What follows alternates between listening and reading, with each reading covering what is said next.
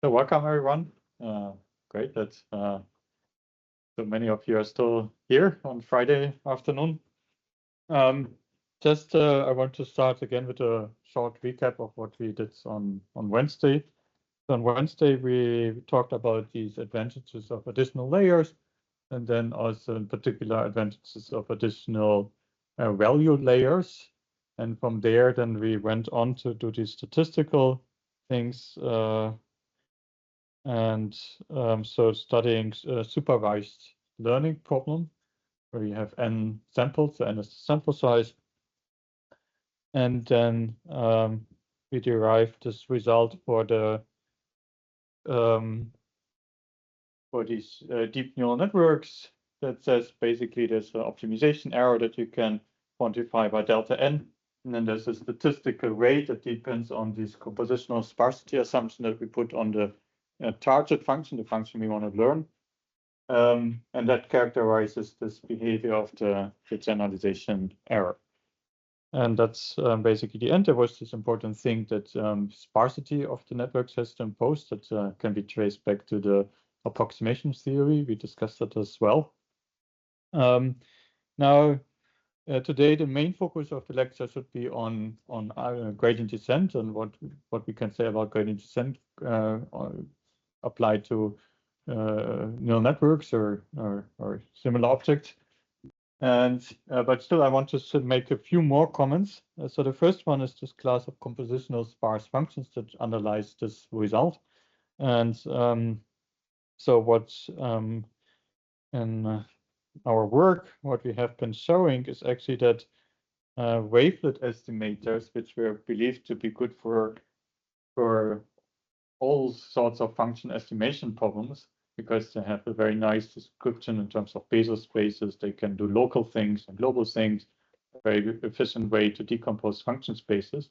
So they were also, I mean, in all sorts of non-parametric problems that were considered before, typically there's some form of wavelet estimator that is achieving also the optimal convergence rate. And what you can show for these compositional sparse function classes is that for those functions, it's hard for wavelets to achieve the rate. And you can even show that there are scenarios where wavelet estimators, of course, you have to specify what, to define what wavelet estimation really means, right? You have to write down what a wavelet thresholding method is. But for a large class of wavelet thresholding method, one can show that they have a lower bound that then depends on this curse of dimensionality thing that makes the rate slow, whereas the neural networks, they can achieve a fast rate where you don't have the d and the convergence rate. And then that identifies then at least one function class where you can see, okay, suppose, and that is really the case, the underlying function has the structure, then maybe one can argue that neural networks might be a better way to fit in such a case compared to wavelets. And the difference is obvious, right? Neural networks have built in this compositional structure, so they're very natural that they can pick up compositional structure in a target function because that's in the way how they are constructed. And wavelets, they are linear expansion of the function space, and they can't see these compositional things. And you don't find it back in the decay of the wavelet coefficients, and that's the problem. Okay, so that's this, and then we have also, if you're interested, a comparison in another paper. We made a comparison with MARS, multivariate adaptive regression splines, which is a statistical learning method quite popular from the 90s, and it has also depth and width type objects in there. I won't discuss it in details, but it also has these value functions. You see that in this MARS function system. We were wondering, like, compared to value networks, now what is better, what is worse? And we could show somehow that these network function classes, in terms of expressivity, they are strictly more powerful in a certain sense that I don't now work out in detail than these MARS function classes. And that's another way. Here we don't compare the statistical properties, but because the way these MARS functions, they are fitted in a greedy fashion, so that's very hard to analyze. But we study that on the level of the function classes that they generate, and then you see certain differences. Although they look a bit alike because they have these value things, they have width parameters and depth parameters and so on. Now, one thing I just want to mention before I come to the main theme is these neural networks, they work particularly well on maybe not so much on these denoising problems that we like to study in non-parametric statistics, but on problems where you have more structure. And the image classification, that's the starting point of this deep learning hype. And the image classification in itself is a very, very peculiar problem. And so the ways now, how can we do theory which is more aligned with these specific structures that also, if we now talk about LLMs and so, right, you don't want to come with a default model, so you really want to come with a statistical model for text data, and then once you have a good model, then you can study how LLMs perform. And so just to take a model, a data generating model that is off the shelf and doesn't really reflect what's going on in the real applications, then you might always end up with a discrepancy between theory and practice. And this is a bit of a problem with these non-parametric models. Certain things that happen in theory, you cannot reproduce them with, for instance, this over-parameterization things and so on. At least this is believed. So it's the one way you can do, like the early way to do, to think about image classification is still to think about this as a high-dimensional function estimation problem. But now these functions, they live on a low-dimensional manifold, which is embedded into this high-dimensional ambient space generated by all the pixel values.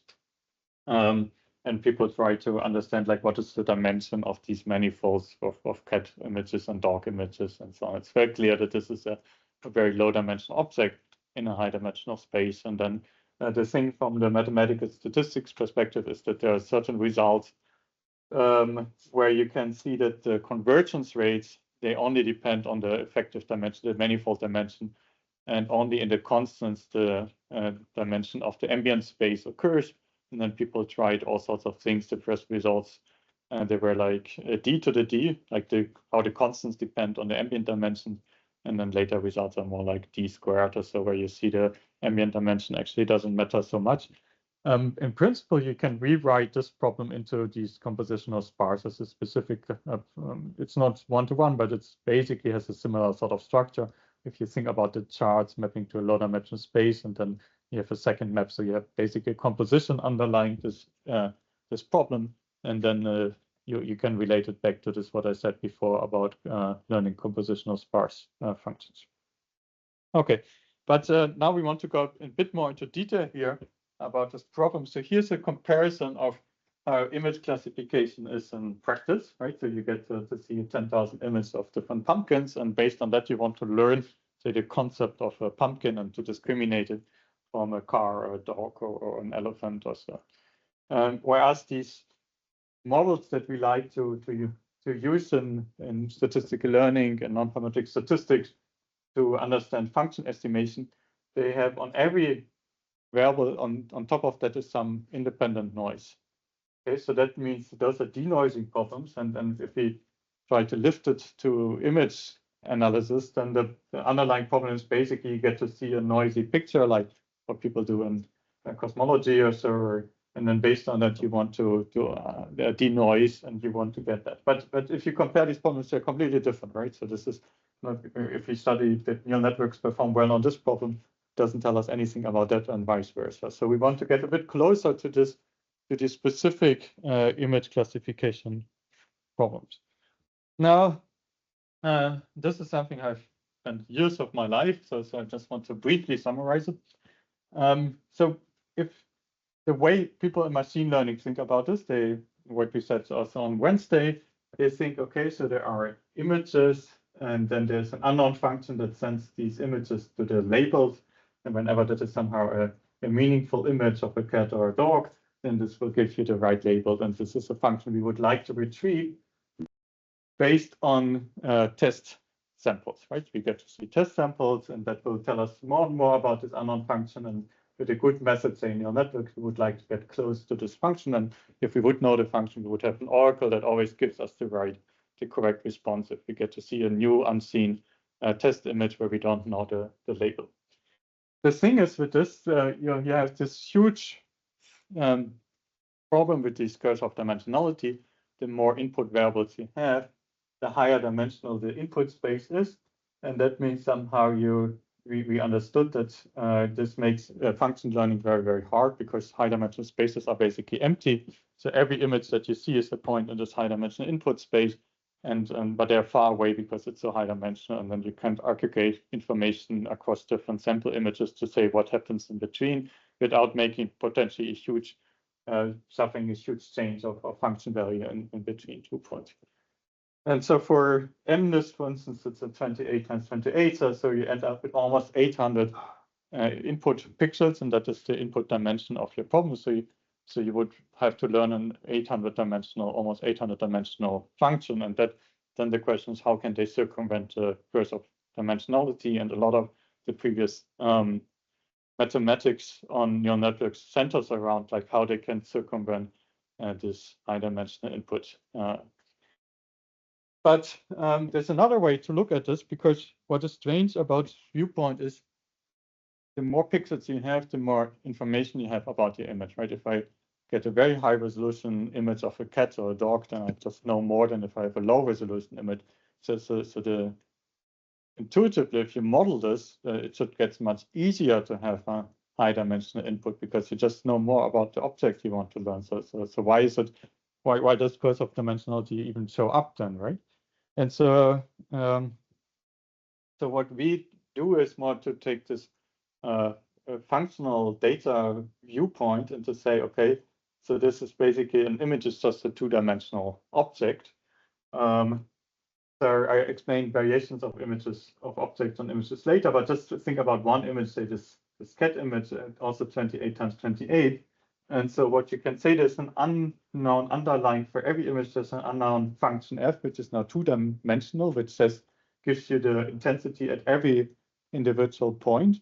What you get to see is you get to see the pixel value, which means you integrate over a small square and you renormalize to make it all nice. And then what you get to see the local average over the square. And this is the pixel values.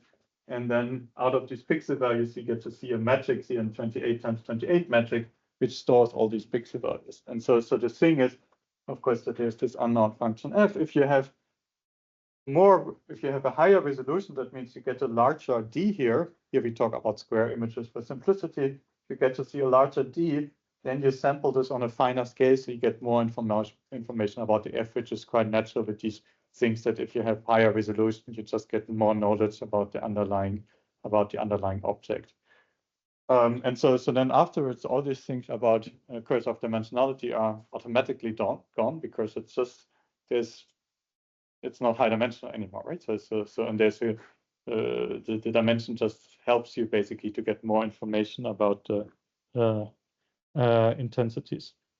Now, this is in itself, of course, not yet a model for object classification on images, because now we also have to model what we mean with variation of objects on images.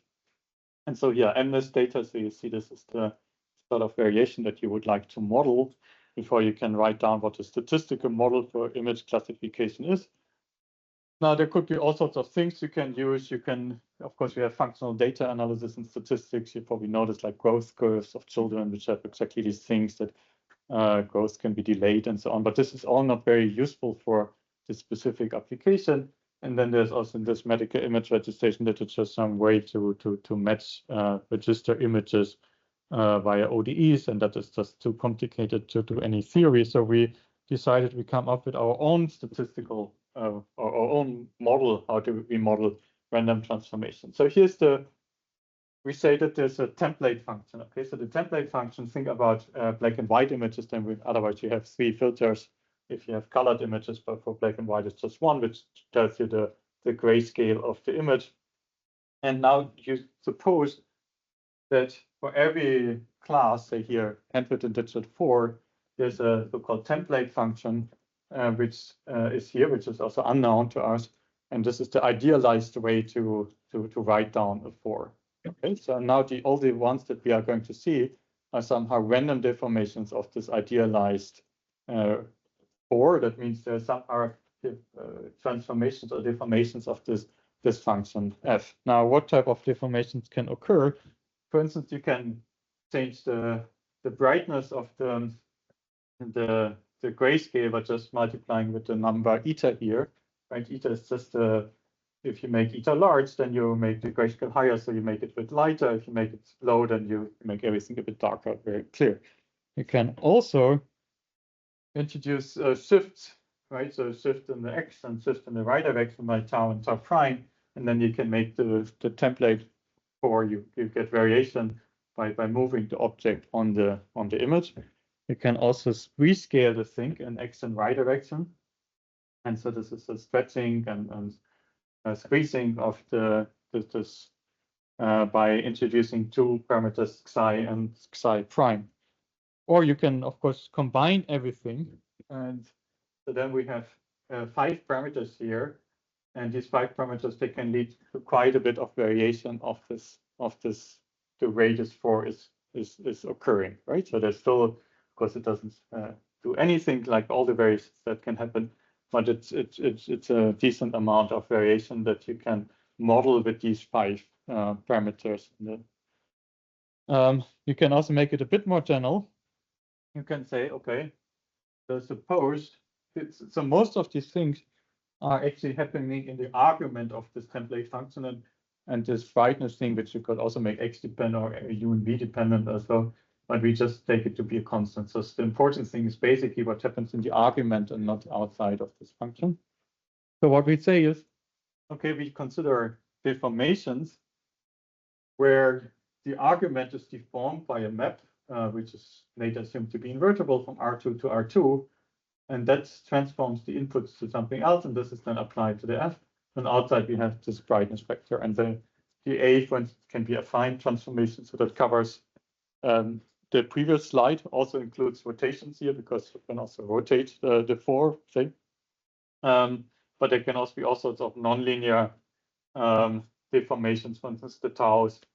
Maybe you know about this work by Stefan Malau. So he was doing also image deformations, but only basically on these shifts tau, which he took to be Lipschitz constant, Lipschitz continuous. So that in principle that also is also included into this framework. Okay, so now let's go back. We started. Okay, how do we model an image? Now, how do we model image deformation with these A and eta? But how do we write now down as a model for image classification? Well, this is the big thing here now to say this is a binary image classification model is given by n training, supervised training samples, where in every training sample we get to see an xi, which is a matrix, the ith image, and the pixel values are stored in the matrix. And then for the image, we get to see the corresponding label, which is ki, and the label can only be, say, cat or dog or Björn 1 here, and these xi's because the pixel values are non-negative, so that is here in this space. And then this is what we get to see, and these xi's, they are generated from that formula. So they take, because there are 2 classes, class 0 and class 1, cat and dog. And each of them have an underlying template function, a idealized way to write down an handwritten digit 4 and handwritten digit 7. So the label determines which template function we take, the ki, the in blue. And then there's an unobserved random deformation applied to this template function, and also an unobserved random brightness. Okay, so that's these n samples. This is now our model of image classification. And now we just wrote down a statistical data generating mechanism, and based on that, now we can start to do and try to do mathematical statistics and derive convergence rates, and to do a bit like what we did before, try to come up with generalization bounds. And the big thing is that if we compare it now to the analysis that we have done before, the learning objective is very, very different now. So for these neural networks, if you apply them to the denoising task, then denoising means always that the neural network has to learn to locally smooth the data. So that means form local averages, weighted averages, and to get rid of the additive noise on top of it, right? So then by removing the additive noise, you get closer to the regression function. That's the learning task in this case. And that requires a very strong form of regularization. And for instance, in that result that I showed in the last lecture, we had to put the sparsity to really force the network to do the denoising for you. Here it's different. If you have this model, there's now in the response given the X, there's no noise. Okay, so the noise sits completely in the X distribution, in the input distribution, but the conditional distribution of label given noise, that's label given input, that is noise free. So the learning task here is different. So you have really to learn invariance under all these deformations. You have to learn whether the cat sits in the left upper corner or somewhere in the middle. It's large or small. It is always a cat, so it should always get to label 1. So the thing becomes very different, and because the learning task is so different, the analysis also changes completely. So the approximation theory changes very, and also all the other bounds that we had before, that also is quite different. That's also the reason why it took us so long to do that in a feasible way. Okay, here so I put some conditions. So you see all these things are unknown here. The thing in the model is like in practice, you just see the images and the corresponding labels. And what we then do, okay, so here's here are just to show you a bit like the variation that we can generate with this model. And here are label 1 and label 7 for handwritten digits 1 and 7. And this is artificially generated. So you see basically there's always this template function underlying, and then there are these random deformations of the template function. This is just a sample generated from our statistical model. Those are not real data. But so you can imagine that this is somehow a decent model to model handwritten digits. You can also say maybe you include several template functions because there's several ways to write a 7. In the US, you write it differently than in so on. We discuss all this. And it's a good model, I think, for trading off, say, complexity. On one hand, you want to be as close as possible to reality, but on the other side, it should still be somehow tractable, right? And so this is still something where one can really make precise statements and prove theorems. And so I would like to advocate this model a bit. Sorry, yeah. You produce that random. Yeah, that's artificially generated. And how do you select like the rotation? Yeah, so you draw it from some distribution, right? So you parameterize it and then you just draw it. So, yeah. So these AIs, they are IRD drawn from some space of deformations, and then So for instance, there's this one thing we don't allow that the deformations moves the object out of the image, but you can basically just draw from any distribution, and when the support goes out of the image, you just condition on that. So you reject it. You reject that. Yeah, so that's another thing. So in principle, like 6 and 9, and so right. So you can, here's an abstract space. So you could, if you want to, you can constrain the rotation space for sure. Okay, so and what do we do in this article? Well, since this is a new statistical model, we first want to understand what is optimal in this model. So we just come up with our own method, which basically uses a lot the structure of this problem, of the statistical model, in order to do classification. And then in the second step in the paper, so we work out how convolutional neural networks, because now we can apply convolutional neural networks. And for the denoising task, they're not very suitable because they have this built-in translation invariance, which doesn't make so much sense for these non-parametric regression problems. But here, it takes care of the shifts, right? And the other transformations, the other invariances, they have to be learned, but the shifts are already baked into the convolutional network. So that is good.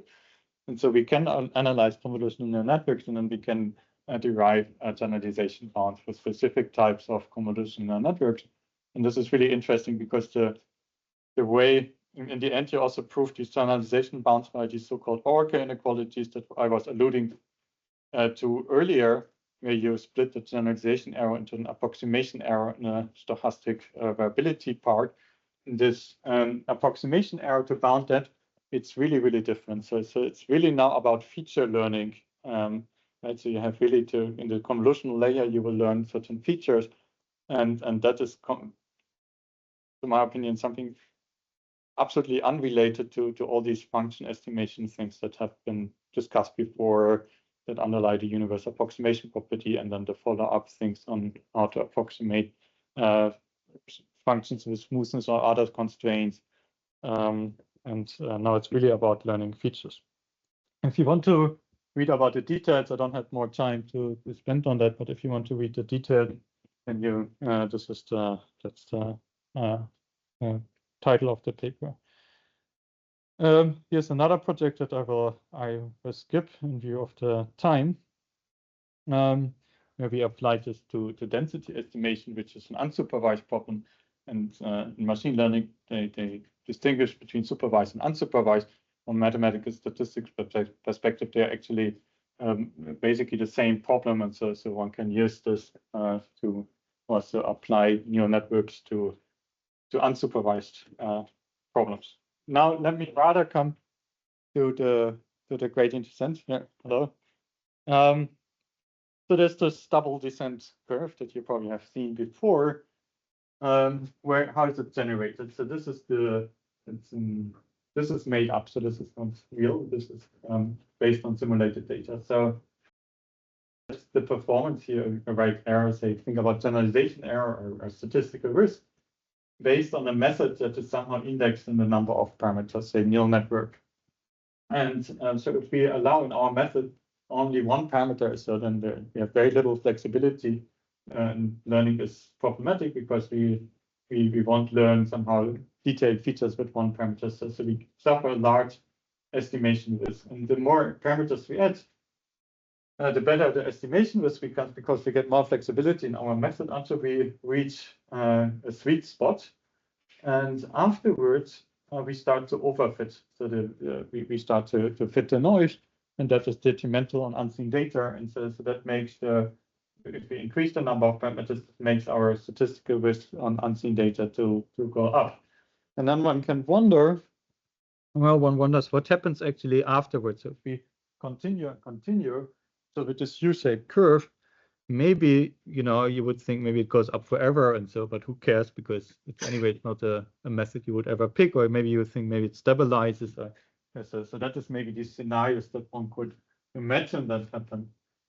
But the crazy thing is about these high-dimensional models trained with gradient descent is that at the moment we are basically. So I knew you was ugly when you was happy. You look decent now, California 7. Okay, thank you. So at the level where the number of parameters is basically of the same order as the sample size, it doesn't have to match exactly, but say up to constants, then we are here. And afterwards, if we highly overparameterize, then we see the second decrease going on, and we end up in a new regime where again the generalization error drops. And this has led to all these claims that highly overparameterized neural networks, they perform well, and the more parameters you feed into your network, the better, and so on. But these transformers, I mean, they have lots of parameters, but also the sample size are much larger. So we are not in this regime anymore, but there was like 2018, 2020, and so this was really the regime people were interested in. So where does that come from? Something has to happen here, right? That somehow puts more regularization into the fit, such that again you get down with your generalization error, that you don't completely only fit the noise and so what is going on? Well, the thing is that of course you're going to interpolate the data, so that is true. But the question is what happens in between data points, right? Because unseen, if you get to see a new sample, it will not lie anywhere at your data point, typically somewhere in between. So you wonder what happens in between. And the thing is that this applies to machine learning methods that are trained with gradient descent. And the gradient descent among all these interpolating solutions, it tries to to pick one that has certain regularities properties. Typically, it's a sort of minimum norm solution to something in which norm. Okay, so one can discuss that, but it's it picks something more regular, and that leads to the fact that the more parameters you have, the more degrees of freedom it has basically to choose, and this minimum norm thing becomes somehow more powerful, and that brings the error down again. So that's all very qualitative. I should also say, so this is actually when I was in Science Institute in 2018. I was betting against Misha Belkin that this is not true, and then they produced this plot. But it's also cheating, so because this one is still much smaller than that one, right? So the way this is displayed, you might overlook that, but it's all on a logarithmic scale. So this is actually a much smaller number than that one. So what happens typically in the over-parameterized regime is still that you go to the noise level. If you think about additive noise, the additive noise has variance sigma squared, so then you go to the sigma squared, or sometimes 2 sigma squared. There's a good reason why you sometimes go to 2 sigma squared. But here you can really go to 0 if the sample size increases. So this is not necessarily great, but in low noise regimes, or even if you have noise-free data, like say in these labeled images, or so then they're almost noise-free, then this might be still a very good thing to do. Now the question is, can this sort of regularization, can that take care of this explicit regularization that we put in the theory, namely that the neural networks have to be sparse, right? So we said, well, there has to be sparsity in the networks, and only if that is of the right order, then you achieve this result. And since there was so much discussion about that, so you might wonder about this. Now, before we said, there's this delta n, if you remember from this main result, is the delta n, which characterizes actually from below and above. This is the optimization error. So it's just like how close you get to the global minimum in the energy landscape. And then in this result, it characterizes that from below and above. So it's really this is the number that completely says like how well your generalization error performs. But here, if you have training error 0, then of course the delta n is equal to 0, right? The global minimum has energy 0, so they're all global minima. So the delta n is equal to 0. But among all these solutions that have that interpolate the data, there's some that are highly wiggly. There's some very, very different. So the delta n is not a characteristic object anymore that characterizes how well the solution will generalize on unseen data. Okay, so therefore the question is always, well, among all these possible interpolating solutions, does the SGD pick one that is good or not? And so the overall question is no. Can this implicit regularization that comes in through the gradient descent or stochastic gradient descent, can that take over and does maybe find a smart solution also? Briefly, something on the theory of interpolating before I come to gradient descent, just about the capabilities of neural networks to interpolate. So this is one result that says basically if you have n samples and supervised samples, and you fit your neural network, the shadow network, then actually n neurons are enough. Unless we understand if the activation function is polynomial, they are not powerful at all. But if they're not a polynomial, then actually you need n neurons to fit n data, so you can interpolate with n neurons. The question is whether you can find it by gradient descent, but you don't need huge networks, and that works for all reasonable like activation functions, including value and so on, right? You just need continuity here. So that is quite reasonable because the thing is really the output. This is a linear system. If you would condition on this thing, then you have your linear system, and you have n unknowns and parameters and so and parameters and equations, and that gives the solution. And the number of effective parameters is of course larger because you also have the possibility to change the features, which is gives you some degrees of freedom, but doesn't help with the interpolation.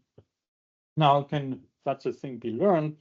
There are two results. Also go back already 7 years. The first one is on smooth activation functions, and they're looking at a highly over-parameterized Newton setting, and then they show that gradient descent with some random initialization converges to zero training error. So it's really a proof. I mean, something which is observed, of course, in practice that this works, but they can also prove it. But the thing is, they are not in the regime where they have n neurons and n data points, but the n is more like the number of neurons is n to the 60 or so, right? So it's a much larger number of neurons. This is the thing which are highly over-parameterized. In this regime, you're like in these lazy training regimes where the parameters actually change very, very little during the training. So that allows you really to make meaningful mathematical statements about it, because you can show that somehow there's a global minimum always close to any initialization, and so it just has to be all these parameters have to be changed by a small amount. And for value networks, there's also a result, and for that they need that the number of neurons is somehow the sample size to the power of 30, which is of course not practical, but it's still of course intellectually it's an amazing thing that one can say something like this and make this mathematically rigorous. And there's always the thing, of course, one maybe to optimize more about this. I didn't really follow this literature. To my opinion, somehow the message is clear. If the networks are large enough, so then they can interpolate. They can find an interpolating solution via gradient. Now, what was the statement? Was it with high probability, or was it only? Since it's random initialization, I cannot imagine that you can do it almost surely, because you could somehow initialize in something that says, where everything is, so there's a very small probability that you don't move anywhere with your gradient descent, and so it's not true with almost surely. And so now the question is, what type of solution do they now learn? So if they learn something like this, that would be good, right? Because now this interpolates, but you can also see that it has some smoothing property. So here, basically, you can imagine there's an underlying function that is somehow smooth, and then at the data points you just have these little peaks. They go away from that. So if you get to see a new sample, then it probably will lie here, sir, or somewhere else, but maybe not exactly at the data point. So you get a very good reconstruction of your function at that point. Okay. So that in L2, this is likely to happen. So that means this thing will give you still a good reconstruction of your unknown regression function L2, but also interpolate at the same time the data points. So you can achieve that with a singular kernel and kernel smoothing, not with neural networks. For that, it's not yet known, I believe.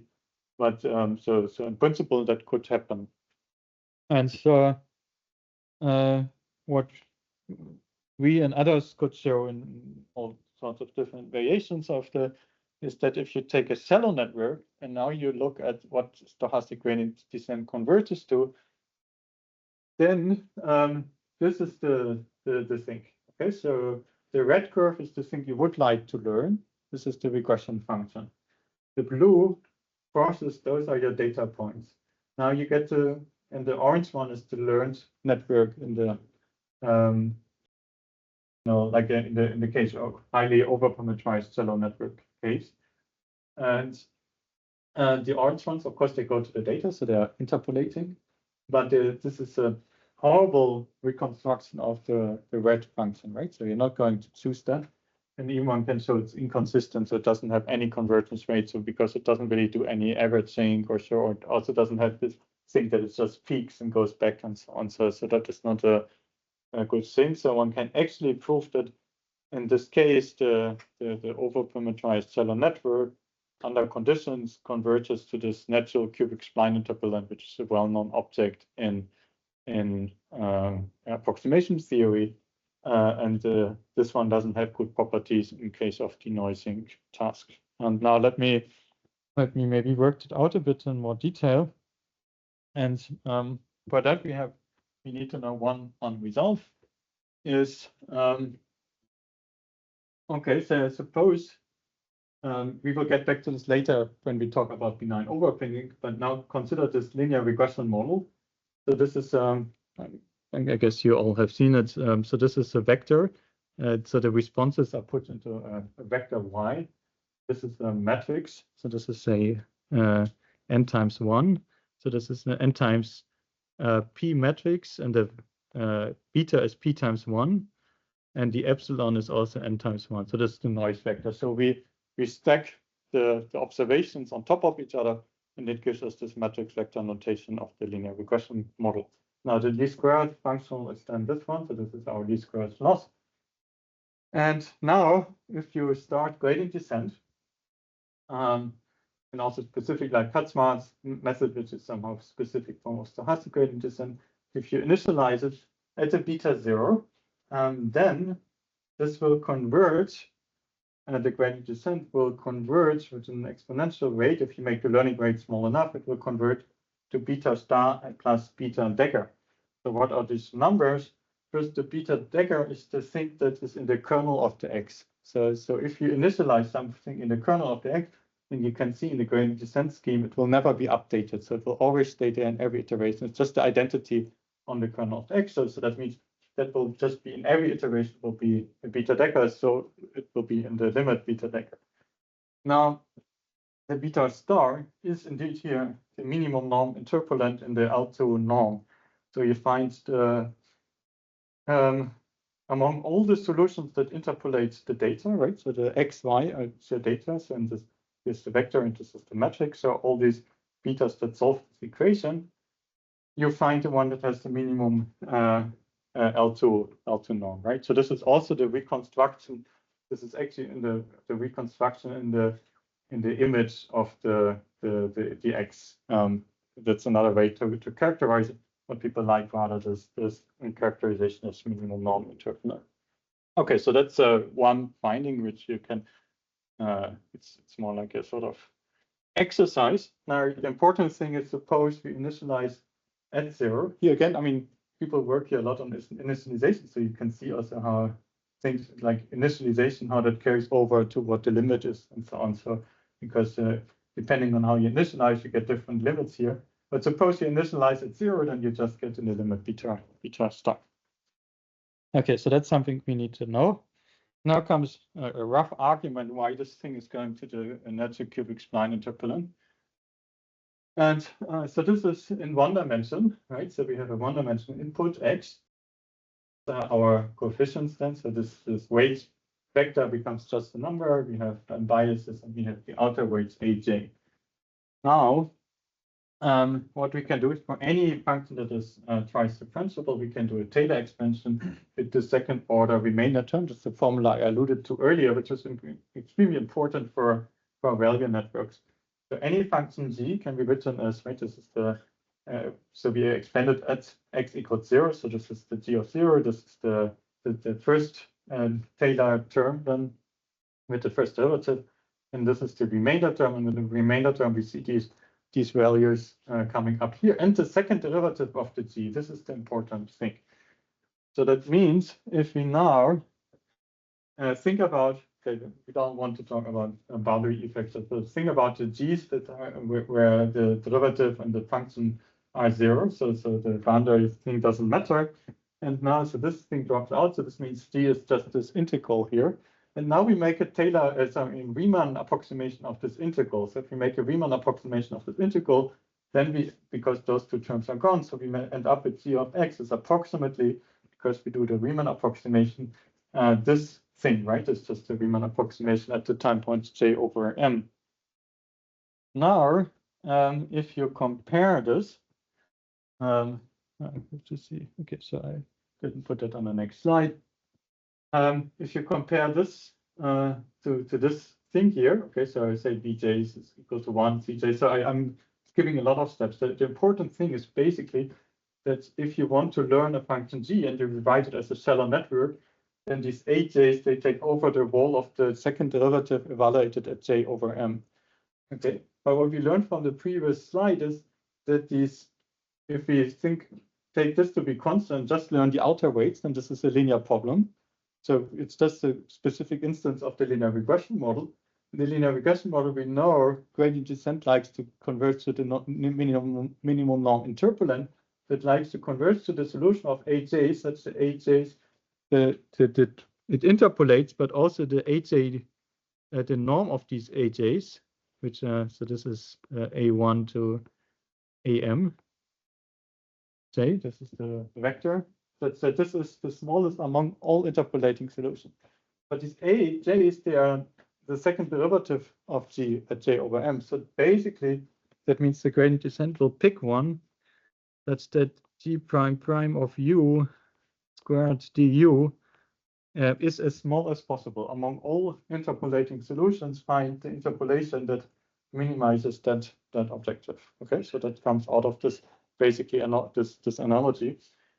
And this is by definition the natural cubic spline interpolant. So it is known to be the interpolation that has the smallest Sobolev 2 norm. It's 2, so it's an L2 in the second derivative. Okay, so that's basically the argument here. And now what does implicit regularization, what does it add? It gives you one derivative. So this is the thing. It adds values are piecewise linear, and in the limit you get to something which is twice differentiable, right? You get a second derivative on top of that. So it makes it a bit smoother. That has again to do with the fact, basically what you also see in this argument, you're integrating once here, and that gives you, that adds a derivative to everything and so. But that is not enough to do denoising for you. At least I thought this until this morning. So Domenico, he tried to convince me that actually if you add a lot of layers, you can get to singular kernels, and that might be indeed true. So I just claimed this for shallow networks, but if you make your networks maybe very deep, and the depth has to be somehow adjusted to the sample size and so on, then you have this the thing that you really iterate a certain kernel map that can make the kernel singular in the depth, in the deep limit, and then it can end up with singular kernel such that you are basically back in this scenario. So I won't exclude it. Maybe hopefully we can work it out, but not today anymore. So in general, it is I think the picture is still like this, that this denoising requires a lot of regularization. You really have to tell the method somehow, please denoise for me, and so the noisy data are not the true data. There's just some noise on top of it, and all the methods that we know in mathematical statistics, wavefields or kernel smoothing, or so they have really parameters, regularization parameters or penalty terms that somehow take care of that, and neural networks cannot be different than that in a way, right? So there has to be some form of penalization that is explicitly enforced. And whereas sparsity is probably not the right one, but somehow this, I think this is important. Why doesn't it appear? So these things in practice, because these benchmark data sets that really drive the field, right?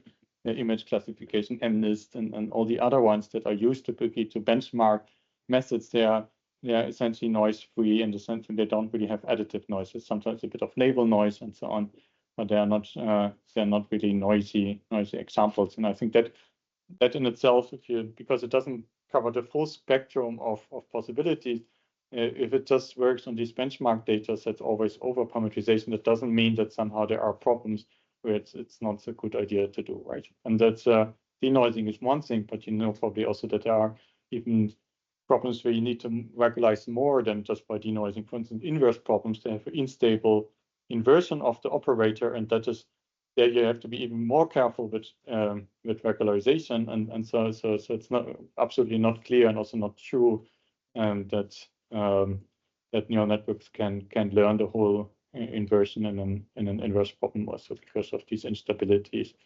And so if you know like how people use machine learning in inverse problems, typically some form of hybrid method where you first use a classical inversion scheme, say from tomography or so, and then with the machine learning you try to get rid of these artifacts so that come in through the inversion, which is then as a second step, which is then where you already have taken care of the regularization that is necessary to invert the problem.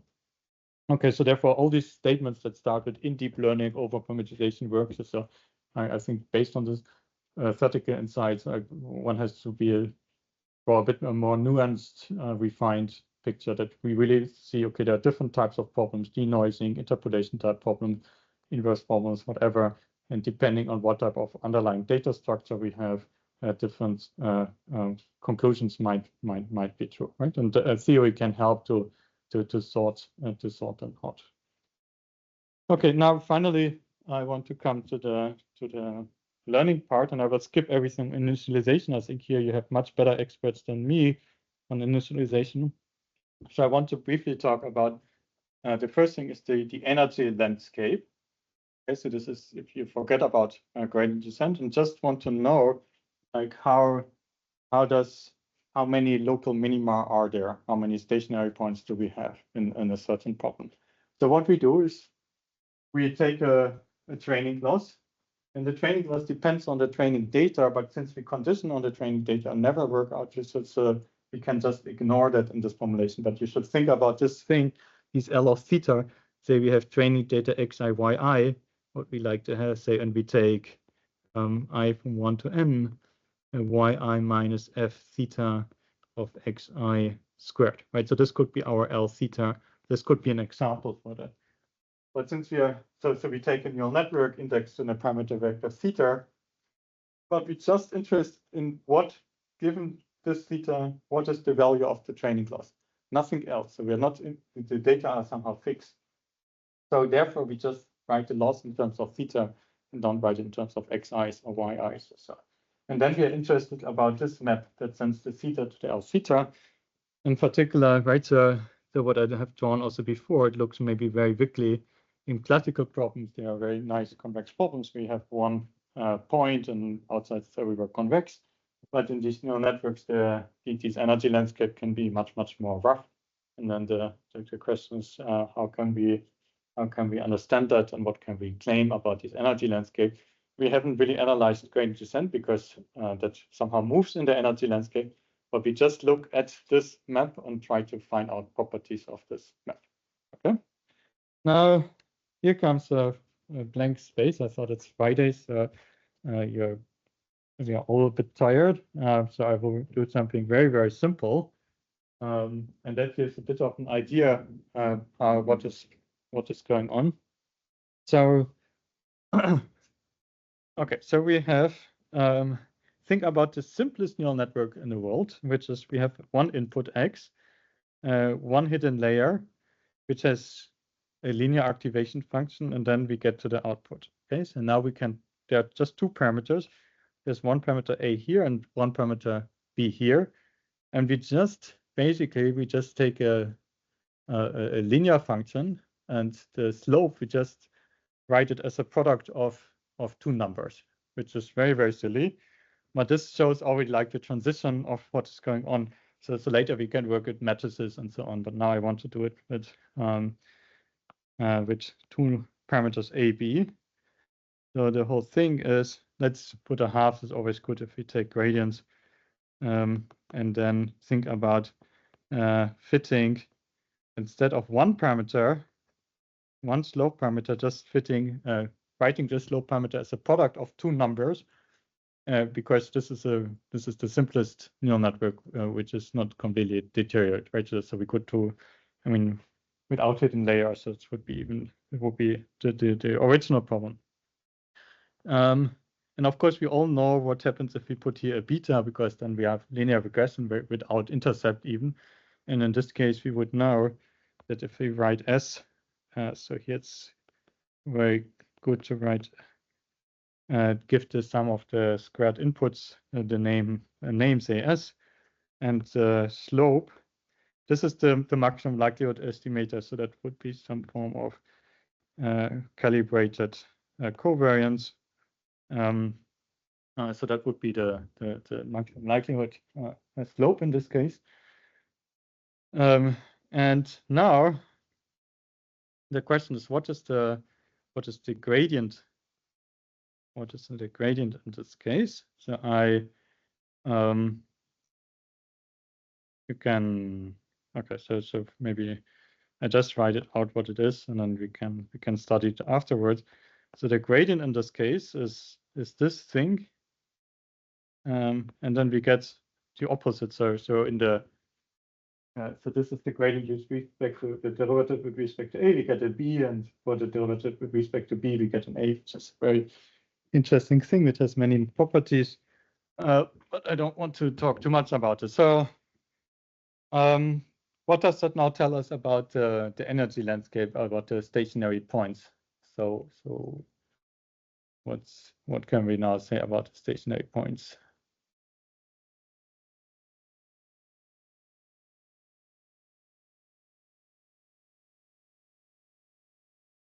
So Domenico, you have to say it now. So when does that vanish, the gradient?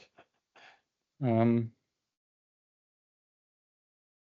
there are two ways. Either like the AB is equal to the beta hat. This is maybe the thing we would expect, right? So we have over-parameterized our one parameter by a product of two, but they are just I mean, all what matters is the product here, right? And not individually A or B. So then we get this factor will be zero, so the gradient will be zero. So we get a hyperbola in the plane where we have in the gradient vanishes. And then we have, but now the thing is we also have another solution, namely A equals B equals 0, right? So if these two values are 0, then this is also so now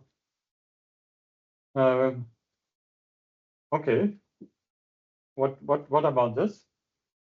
And this is not there if we would not over-parameterize. If we just would take here the beta, that would not occur as a stationary point, right? So we get another one. And now we can study them. We can also write down what the Hessian is in this case. So this tells us something about the local curvature, right? So the Hessian can also be worked out. That's actually.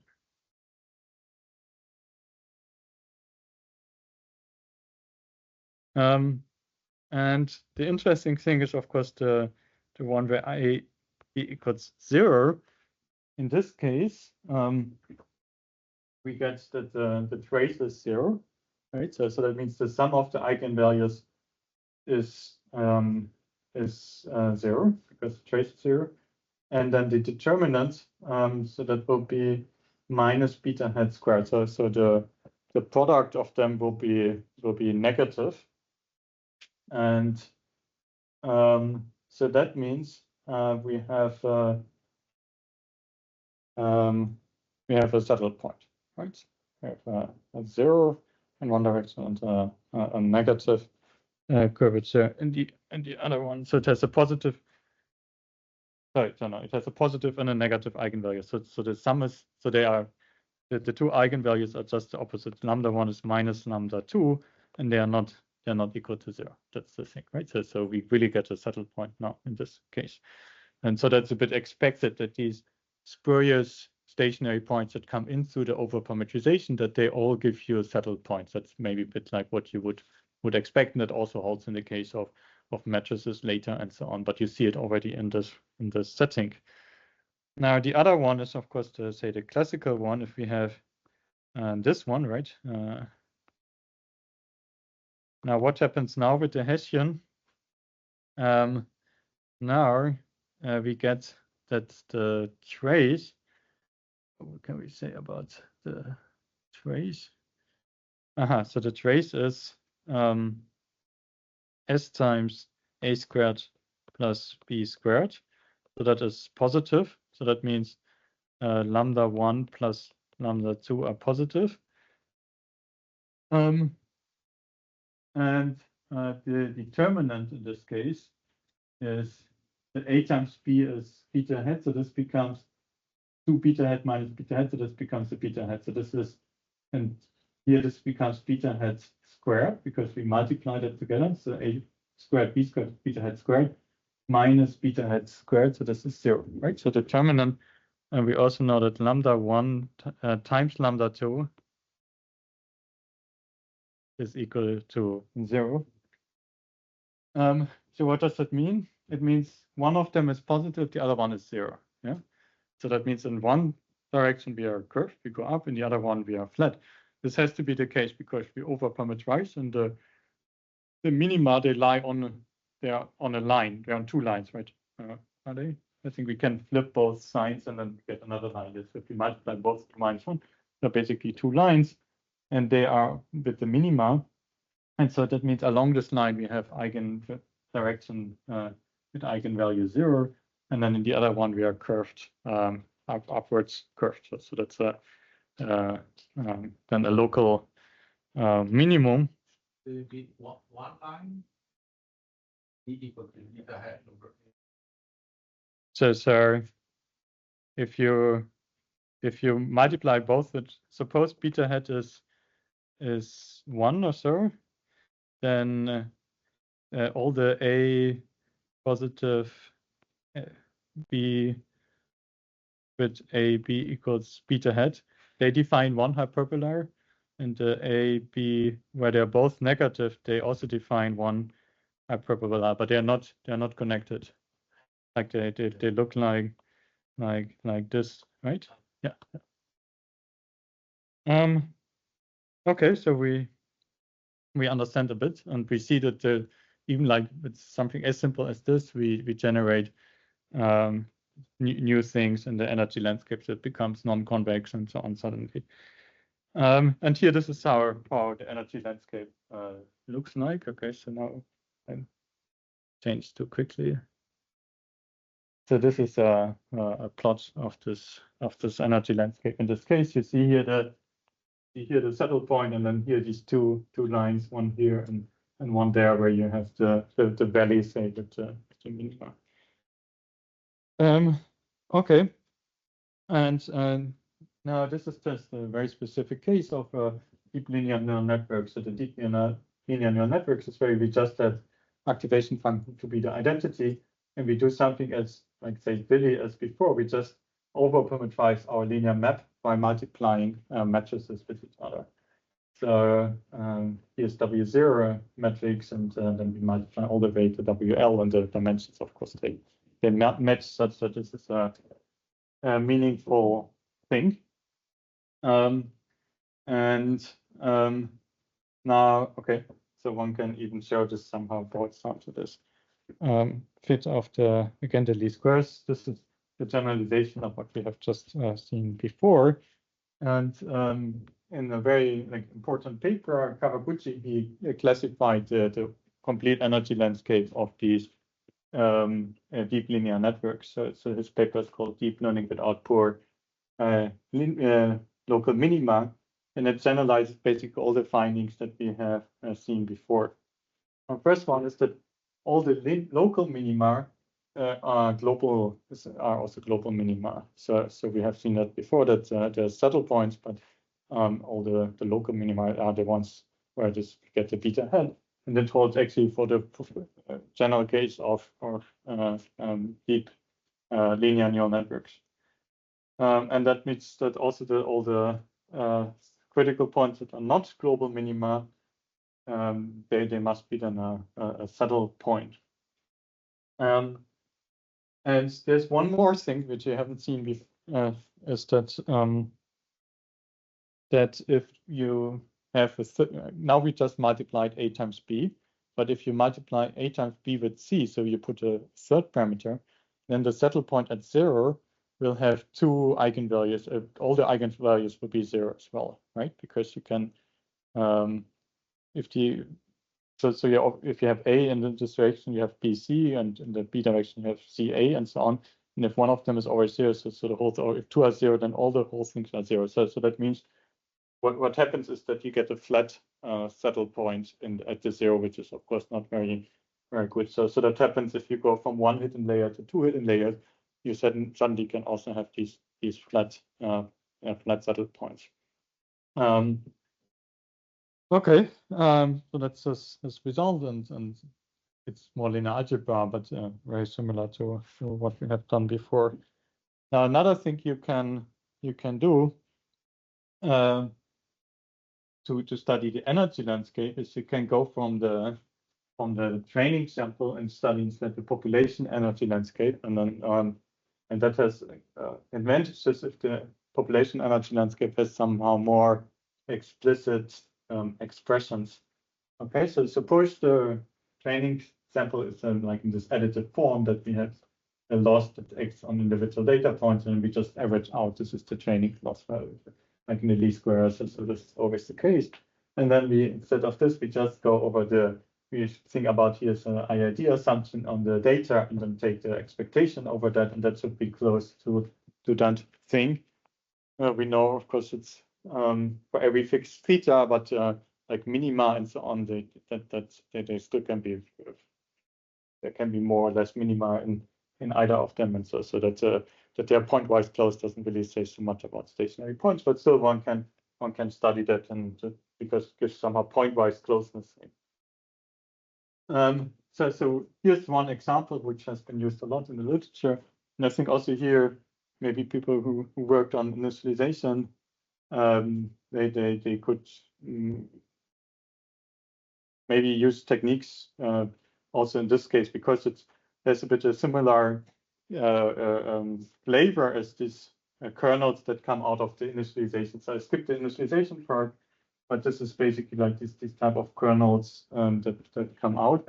And for values, in the case of a value activation function, so we actually have explicit expressions on how these kernels look like. Okay, so what is the problem here?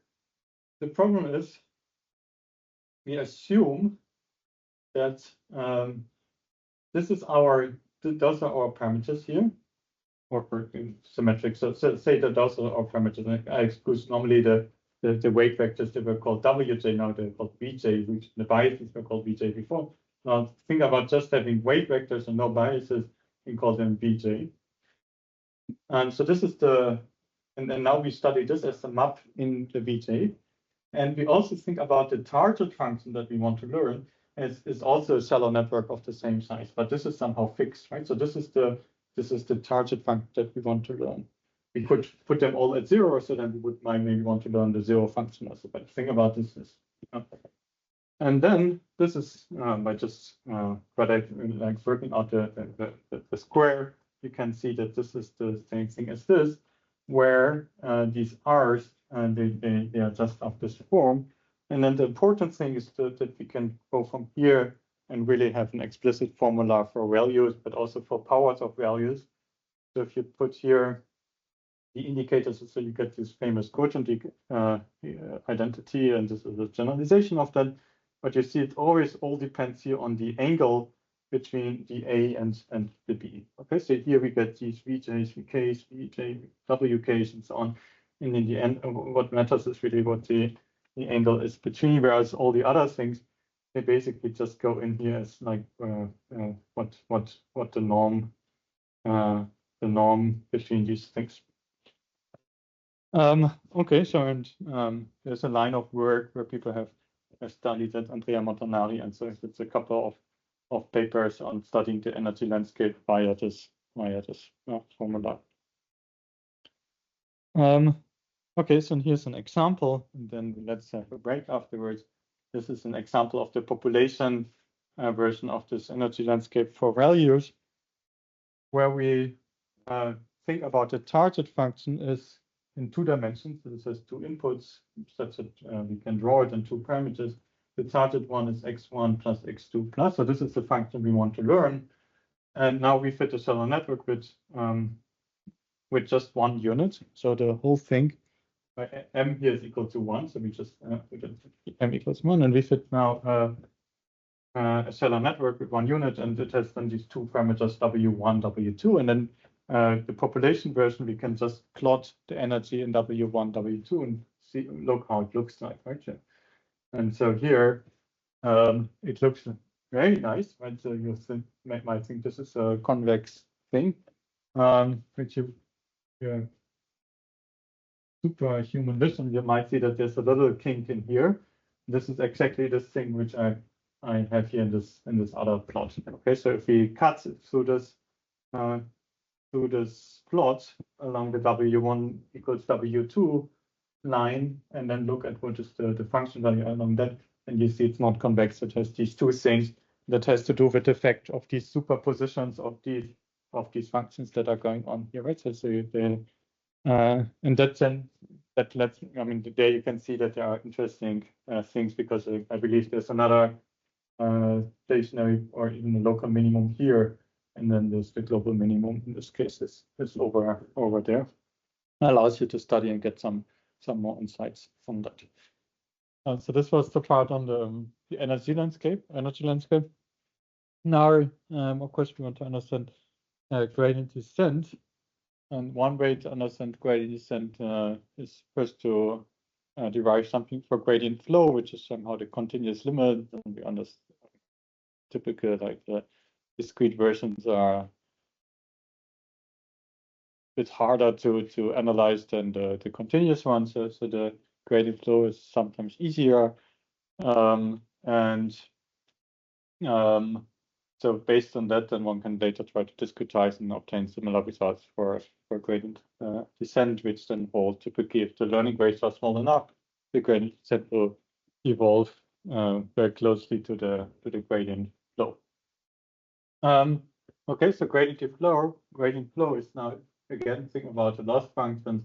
We're just interested now in the parameter dependence. Of course, they also depend on the data, but we skip that because it's not relevant for the formulation. And then the gradient flow just has this time evolution that's the partial derivative. So we make it now time dependent on the partial derivative with respect to time, and then we go in the negative gradient direction to descent. And this is the gradient with respect to theta, and then evaluated at theta t. Right. So this is what is over here. And we don't have to put a learning rate in there, because basically the learning rate is the same as just doing a time change. You can see that. So therefore it's just enough to work with this. And if you later want to compare to gradient descent with the learning rate, so you can always do a time change and get some alpha t in here. So okay. So that's the thing. You can also say that see that the loss will always decrease for the gradient flow, which is not the case for gradient descent, right? For gradient descent, you can jump over the minimum and then increase your loss again. So, but for the gradient flow, you will always decrease. And you can also say something about the. But I want to go now to. Yeah. Okay. Yeah. Yeah. What do you mean by the sentence? The rate is equivalent to change in time. Yeah. The scale, or what do you think exactly? Yeah. So if you change the, you could put here an alpha t if you want, which is then a learning rate where you slow down, and this has the same effect as changing the time from t to 0 to t alpha u the du or so. So that's, I think, that's the same effect. So this is now your new time t tilde. So yeah, and you just go quicker or slower through the time, and so therefore we don't need to do that. Yeah. Good question. Other points? Okay, so now let me go back to the problem we had before, right? Where we just worked out the energy landscape. Now we can do something else, and then we can later. This also holds for linear neural networks, and so. But I just want to prove it for the derive it, say, for the case again where we have one parameter that we now parameterize as a times b. So we have already seen what the gradient is in this case. So the gradient is this s, which we defined to be the sum over this xi squared, and then we had ab minus beta hat, and then b over a. This was the gradient, and the beta hat is somehow the least squares solution to the problem. So what's gradient flow in this case? How do we define now the gradient flow?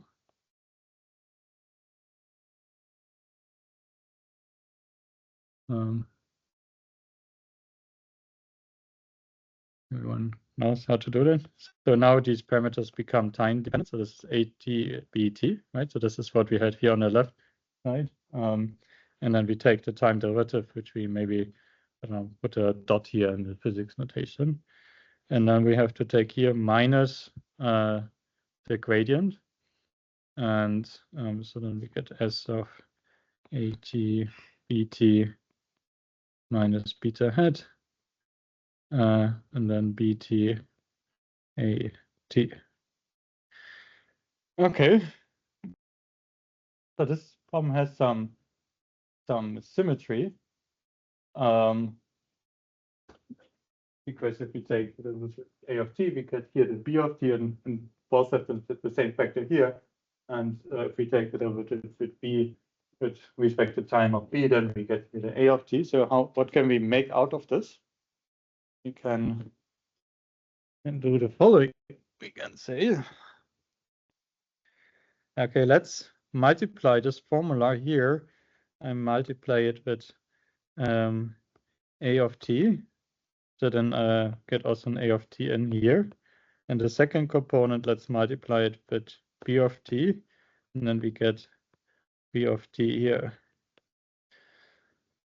So now, this thing on the right side, the two things are exactly the same, right? So this is the same here and here. That means if we subtract these two things from each other, then this becomes 0. Right? That means, okay,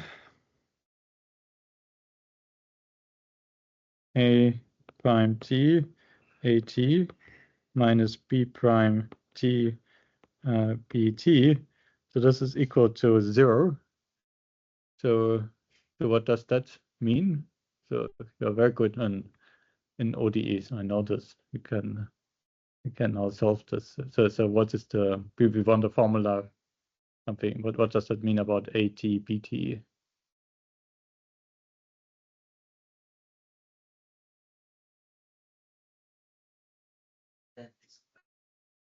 Exactly, yeah. Very good, yeah. So that means that AT squared minus BT squared, that this is equal to a constant. Okay. So what does that now mean? Right, because if we take derivative, we get here. And so what does that now mean? This means that is over time, right? This is constant, and so that does not depend on t. So if we change the t over time, if we move with our gradient flow, we look like, oh, does that change the parameters? Then the squares, the difference of the squares is not varying. So that means we are moving here. This is the plot. Okay, so here what is going on? We have the red curve is the solution. This is also what we discussed before. There are 2 lines. Those are the minima. And now we can wonder which minimum among all these minima will gradient flow pick. Okay, so suppose we will initialize at this point. Okay, and at this point, what it means, we don't know. In principle, it could still move here or so. But what we know is that because a squared minus b squared is the constant is exactly this line. That means the gradient flow can only move on this line. Okay. That means if it converges to that point, then it has to somehow move along this line and then eventually hits the thing here. And this is a minimum, so then it's stuck, right? So then okay. And you also see that it's never going to the stationary point here, like, unless you are already on one of these lines. I think then you probably go to the stationary point, which has here somehow random initialization. So this happens with probability 0 for somehow all not degenerate schemes or something. But yeah, so you learn a bit about which of these minimas can be learned. So all of them can occur, right? Because of this plot. So all of them somehow can be reached. This is the line of possible minima and this. And we also understand the trajectories of it, right? So for instance, here it looks like this one will make the parameters first very, very small, but then turns around and then moves away and makes the parameters later larger. And one can make this even more precise. One can show actually that indeed, yes, so this it's decreasing along this line. So if we start here, we really go here, and we haven't shown that, but it's somehow just also not much more difficult than the other one. But now comes another thing. So suppose, so this is interesting. We can wonder how does that generalize, say, if we have not just two numbers, but what is the thing for linear neural networks. But before I come to that, I want to study the case. Suppose we penalize as well.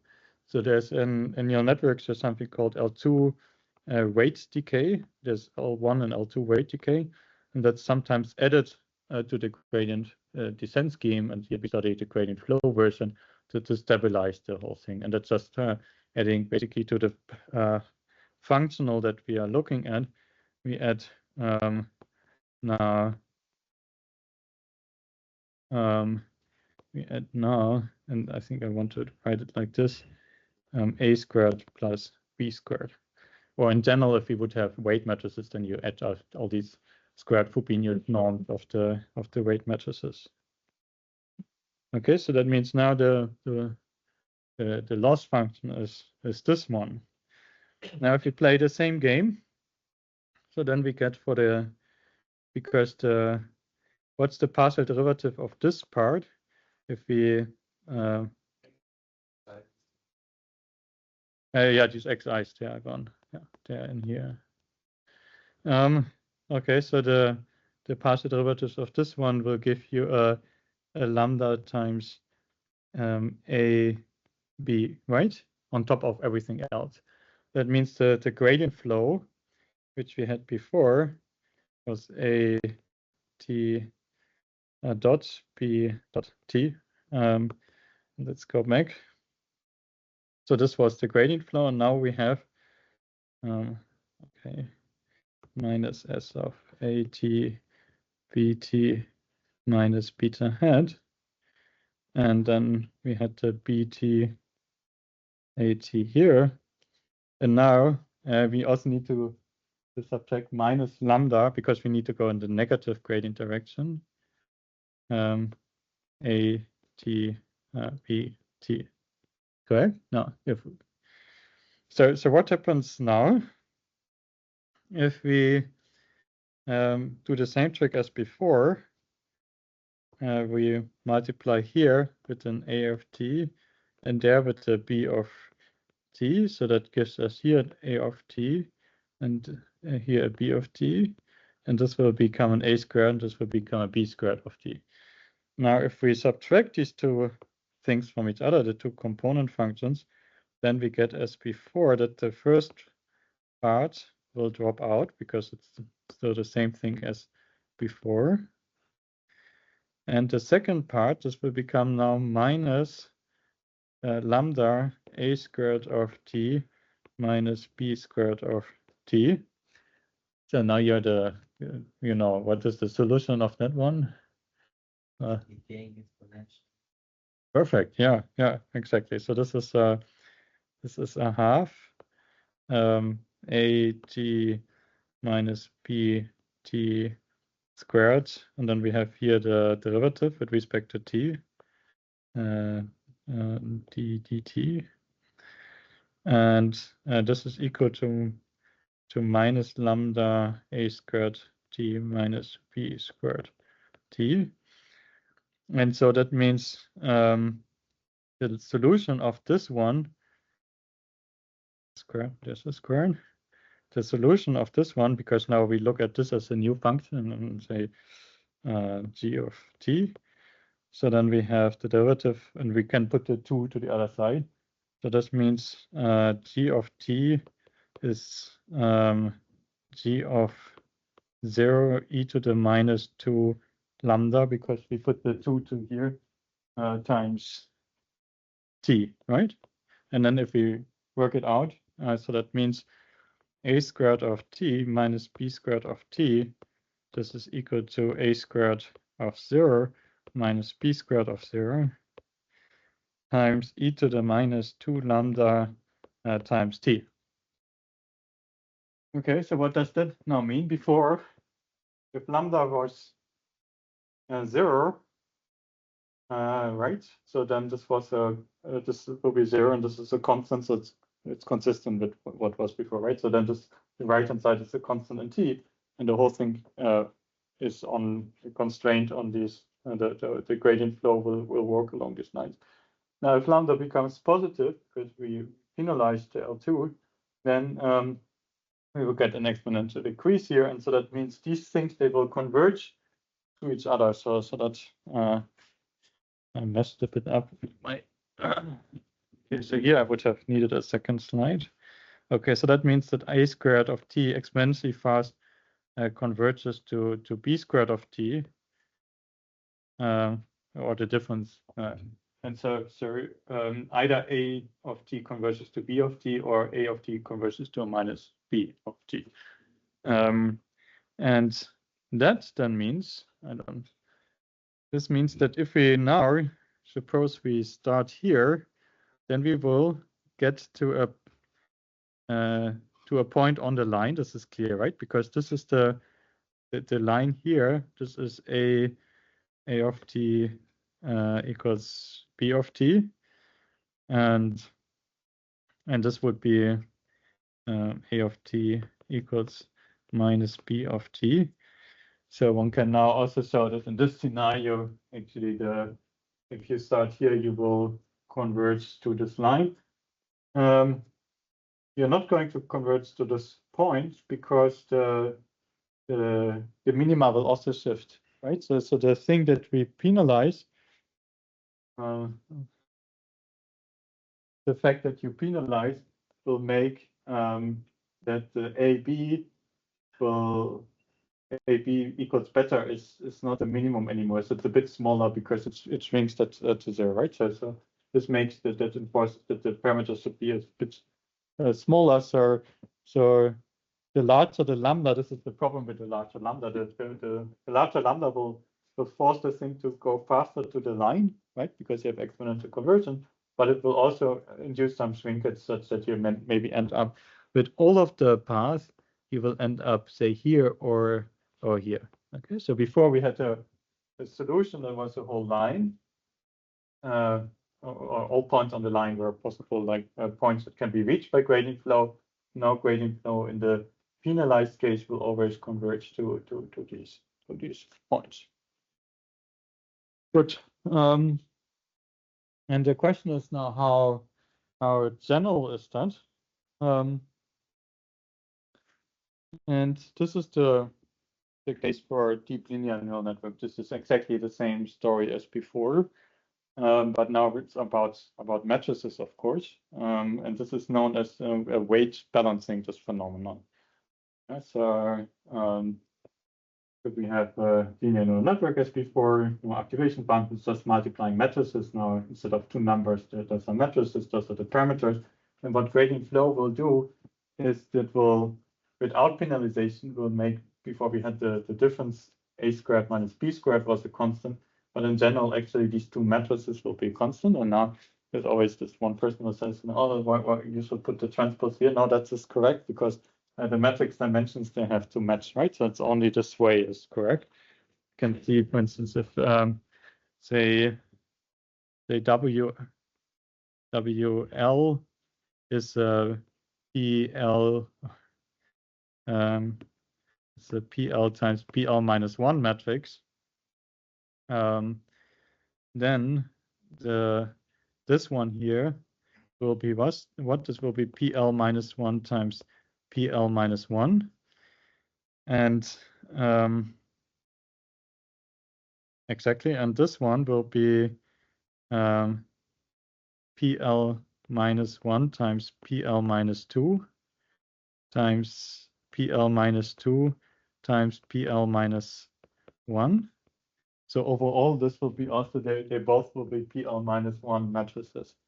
Okay, so this one and also this one, so they're the matrix dimensions only match if we put the transpose in the other way they were here. And so then we get that this converges to a constant. And if we have the gradient flow and put L2 penalization on top, so I didn't write down what that means here, then the L2 penalization means we have lambda and then go from L equals 0 to L, and then put here the WL and then the squared Frobenius norm. So that means you really take all the entries of the matrices and square them and add them up. Okay, so that's the thing. In this case, we have exactly the same sort of e to the minus 2 lambda t convergence such that these things actually converge to each other, and that's also for all the layers L. And the proof is more involved, but in principle, the argument is already there in this very specific case of two numbers. Now, what does that imply? This is an interesting consequence, because now suppose what happens actually with f of x transposed f of x. Right, so this is x transposed W0 transposed to WL transposed, and then we get here WL all the way down, maybe I shouldn't, yeah, to W0x. And now, okay, so now we know in the balanced regime what is going to happen. So this one will be what? It will be WL minus 1, WL minus 1 transpose, right? Because that's we think about the second thing where we have equality here. Okay, so we are in the balanced regime, and then they are the same. And now, but what comes next? Right, so here comes the WL minus 1 and the as the next matrix, and there comes the WL minus 1 transposed here. So now we get WL minus 1 transpose WL minus 1, WL minus transpose WL minus 1. So that means in the inner part, you get now the something which is okay, so now I need a new color. So the interior part, you get WL minus 1 here, the transposed squared. Okay. Now again, you use this property as before, so that this one you can now write as WL minus 2 times WL minus 2 transpose with this in the balanced regime. And then you get another one, because afterwards comes WL minus 2 here and WL minus 2 transpose here. So that becomes WL minus 2 transpose WL minus 2 to the power 3. And so on. So that means in the balanced regime, actually what happens is that the whole thing will be x transposed W0 transpose W0 to the power L plus 1, I believe, yeah, times x, which is interesting because then you say, yeah, so that basically just there are all these matrices, they somehow in the end of this W0 somehow matters. Other things that are interesting is so these WL matrices, they can map from different space, like different dimensions, right? So there can be one W can be a very large matrix, and then there can be very small matrices in here. Now this thing here, this has just the rank can be bounded by the maximum of the dimensions of the matrix WL minus 1, right? So that means if you're somewhere in this decomposition, if you have a bottleneck where you say, okay, somewhere in here there's a small dimension, then because all these matrices have to be the same, then also the next ones, they can in the balanced regime can only be low rank, although they are larger. Okay, so that means the rank in the balanced regime is always driven by the minimum over all these PLs.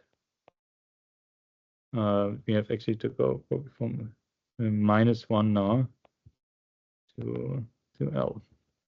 And so we know that, and then that means that in the case that these weights, the dimensions of the width of the neural network in different layers is very unequal, then the bottlenecks, they really describe like what the rank is in the that is learned in the end by gradient descent. And that's something we also discussed today, that before the lecture, that happens in practice, that people observe that deep neural networks in practice, they have these, if you look at the weight matrices in the trained ones, and then look at their ranks, then they're not perfectly low rank, but they have a few large singular values and many very small ones. So there seems to be some sort of in the gradient descent something that really also is for, I mean, this is for linear neural networks, but also for neural networks with activation functions and nonlinear activation function somehow forces that to become low rank in the limit.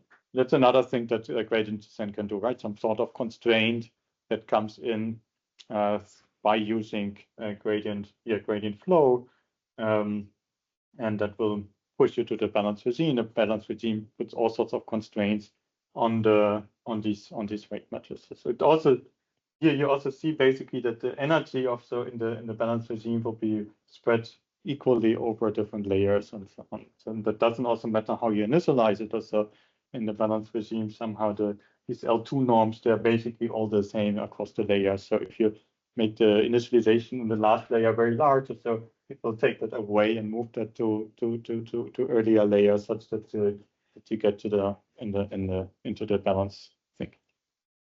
There's also a lot of literature on gradient flow that already assumes, and you start in the balanced regime, and then you do something. And if you want to add that, then that's a bit of complexity. But this balanced regime has a lot of additional properties that one can use. I just want to show one more thing, because I think I have been always bad with time. I just need there's another 7 slides or so, and they will be a bit tricky. But I still want to show you one thing which I also like a lot. This has to do with this L2 penalization. Yeah. Okay.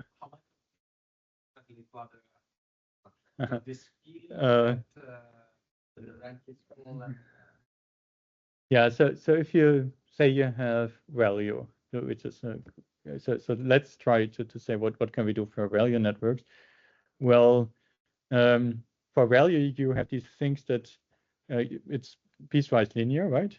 And on every of these linear pieces, it behaves like linear activation functions, where you drop out some of these neurons, right? But then those ones you can remove from the network. Think you constrain yourself on one of these linear pieces, then it's basically doing like this. But the question is always what happens if you, with your balancing thing, move to the edge of the piece? What happens then? And that is something that no one really, to my opinion, no one really understands what is going on.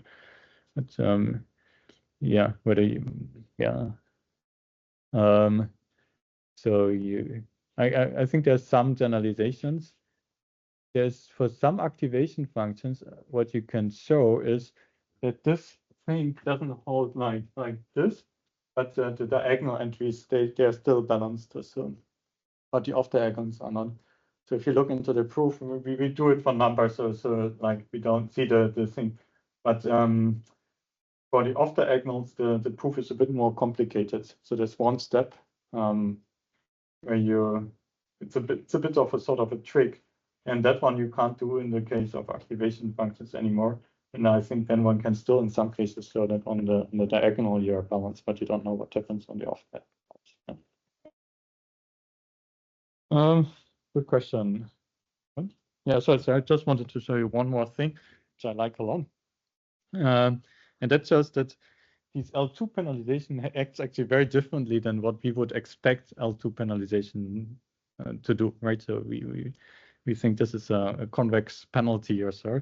But now think about, we write everything into the matrix vector notation. So we have WL. So we fit a linear neural network to our data.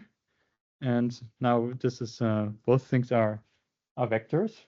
So we take squared Euclidean norm.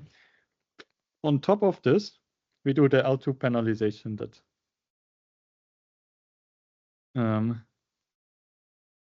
that we discussed before. Okay. So now you want to find the minimum over these WLs that give you the global minimum. And this I unfortunately don't have space here, but I will put it on the board. So if we take the arc min, over W0 to WL. Then we can split this into an argument where W0 to WL and the product is equal to A. So this would be the interior one. And then we have another argument over A, right? We can do that. First we fix an A and then look at where the product is equal to A, and then we also take the argument over A.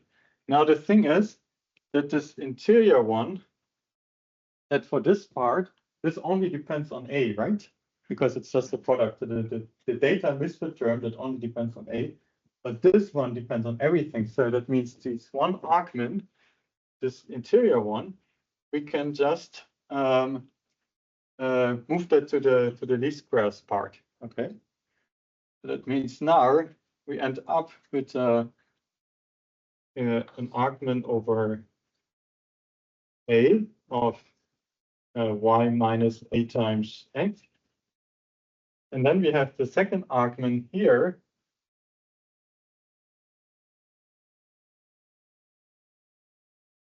where the product, I did it the wrong way, so this should be L, this should be 0. Oh, it's not going to work. Where this is equal to A.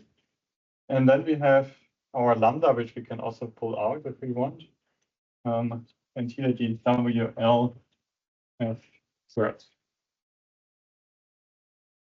So this one can be evaluated explicitly. So what do you think does that give? Because now this is just something that depends on A, right? So what do you expect this to be?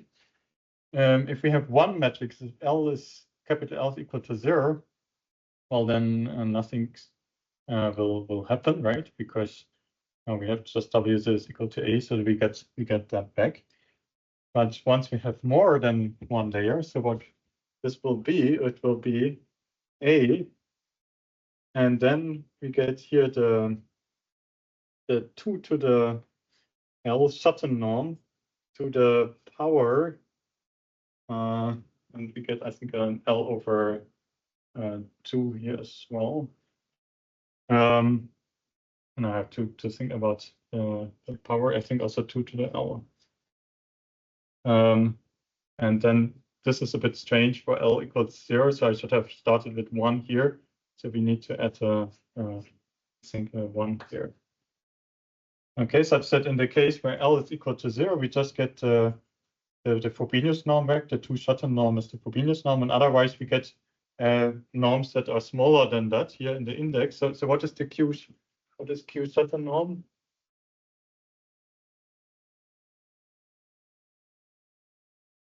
So you take the singular values of your matrix B.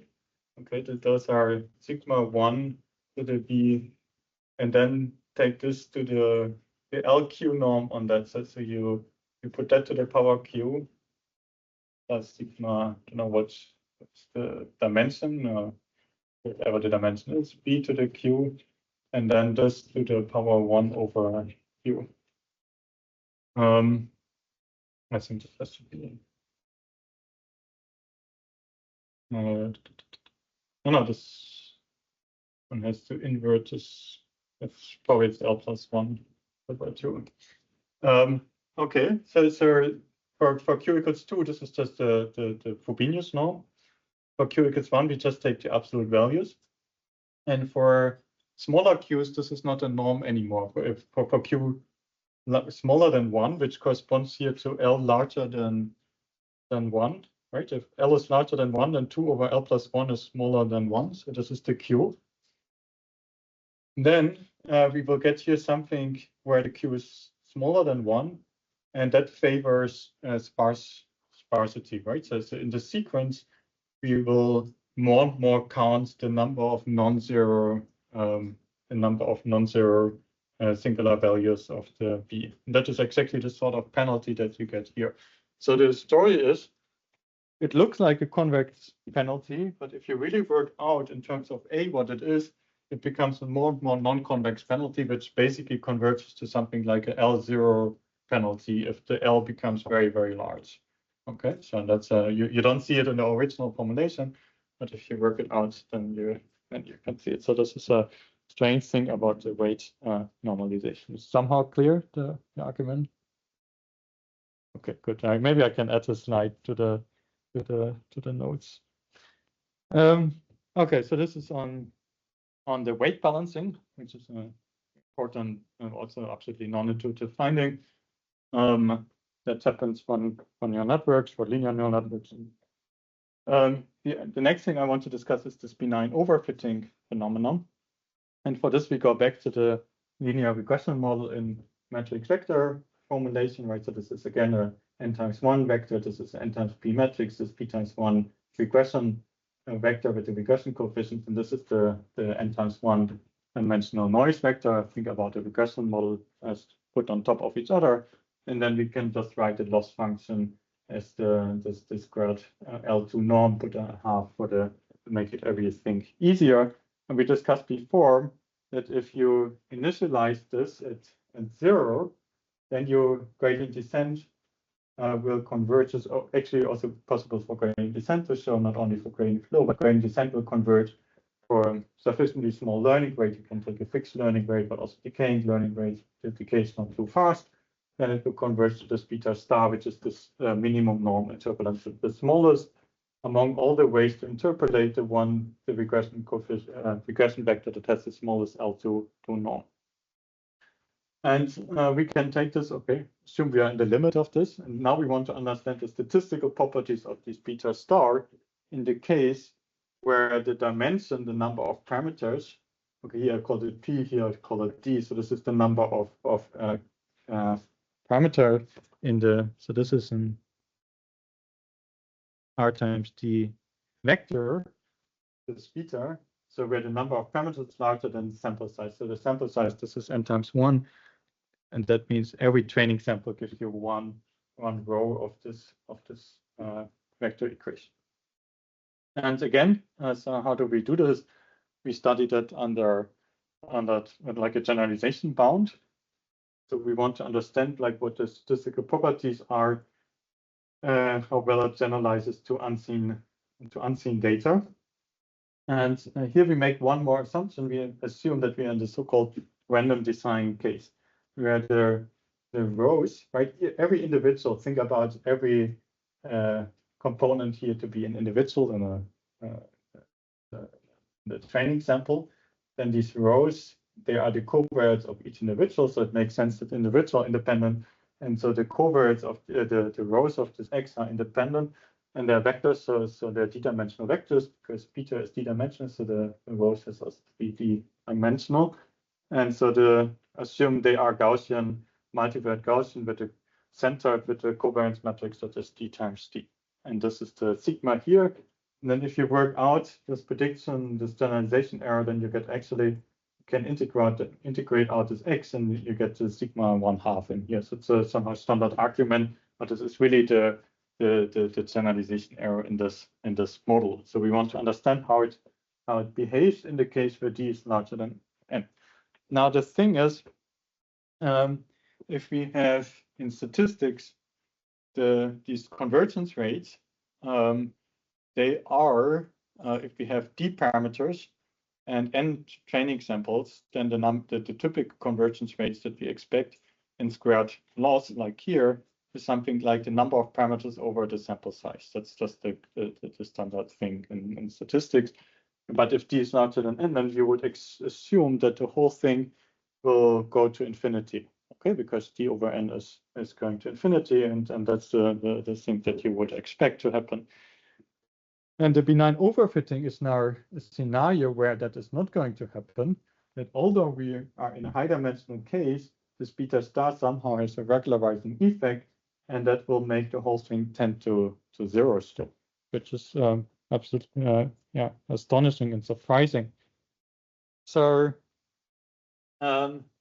first, let's write out. I mean, minimum norm solution can also be written in two forms. So this is often called somehow the kernel way. So if we think about kernel regression, which is the right way to think about in the high dimensional case, then we can write the least square solution in this form, right? And otherwise we can, if we think about like our least first statistics class, then we would write the least squares estimator in this form, where we here have the -1, but because this is not invertible anymore, so we take here more Penrose inverse. But in the case where the number of parameters exceeds the sample size, then this is not a very useful thing. So we rather like to look at this from the kernel perspective. Okay. Now, what is important is how the sigma behaves, right? So what was the sigma? We said the rows of the design matrix, the rows of the design matrix, they are assumed to be centered Gaussians with covariance matrix sigma. So this is here. And then we can also write the sigma as this is just the sample covariance matrix. And then we just take expectations. So it's an unbiased estimator for sigma. That's another way to say it. Now, suppose those are the eigenvalues of the sigma in decaying order. And then we introduce this new object, which is the trace with the larger k, where we take all the eigenvalues above k, like the smaller ones, not after k, and just sum them up. Okay, so if k is equal to 0, then this gives us the trace back, and otherwise we truncate, just look into the tails of the eigenvalues, not that the case. And then we can introduce a notion of effective dimension. Why effective dimension? Because that will later be the thing in the rate that takes over the role of the d. Right, before we think about d over n is the rate, but later it will be k star over n. And this k star actually is defined in this way. So you look for the smallest k, such that the tails of the trace are larger than a sufficiently large constant times n times the k plus first eigenvalue, if that exists. And then we call that This can be infinity if the eigenvalue. Indeed, yeah, that can be infinity. That's right. Yeah, that's and that's a bit like the problem. We will see that on the next slide. That hardly ever happens, and this is a very limited regime where this is actually happens before n, and we need this to happen before n. Otherwise, we don't get a consistency or a convergence rate in this case. Okay, so now the thing is that in this formulation, if we still like this formulation, then here this one will be, because this is an estimator. Here there's some 1 over n missing. This is an estimator for the sigma, but because of random matrix theory, it has some additional terms in here, and this is the thing why the whole thing works in the end. Okay, maybe I can show you this. I have to check a bit like exactly what comes next slide. So we have described these lambdas. So let's make a plot, and here's 1, 2, and so on. And so these lambdas. So this, oops. This is a lambda 1, and then it comes lambda 2, so that decreasing sequence. Okay, so that goes to 0, and somewhere we are at d, and then afterwards they have to be 0, right? Because this is a d times d, or they are at most d eigenvalues things sigmas. This is a d times d matrix, and d is larger than n. Remember that. Now, how do the eigenvalues of that matrix behave? The empirical eigenvalues. Well, they behave in the beginning a bit like the same, up to the point where we're at k star. Okay, so this is this k star, this effective dimension. And if this k star happens to before n, then afterwards, the empirical eigenvalues, they will basically be of the same order, and that will be the order of lambda k star, which by this formula is the same as the trace of the tail divided by n, because this is basically the same thing, right? We can multiply it here and get then the trace over k star, trace larger k star over n. And right? So this happens afterwards.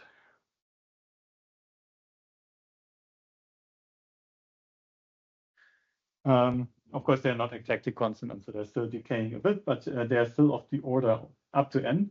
And after n, because it's the rank of this matrix is n, so after n, they drop to 0, right? So afterwards, they're all at 0, but that doesn't really matter so much. Now, the thing is that these empirical eigenvalues, so this has a regularizing effect, right? It pushes this a bit up, right? So it's like as if we, in this is the moment when also the eigenspaces, the empirical eigenspaces and the population eigenspaces, they don't, they're basically uncorrelated. They have nothing to do with each other anymore.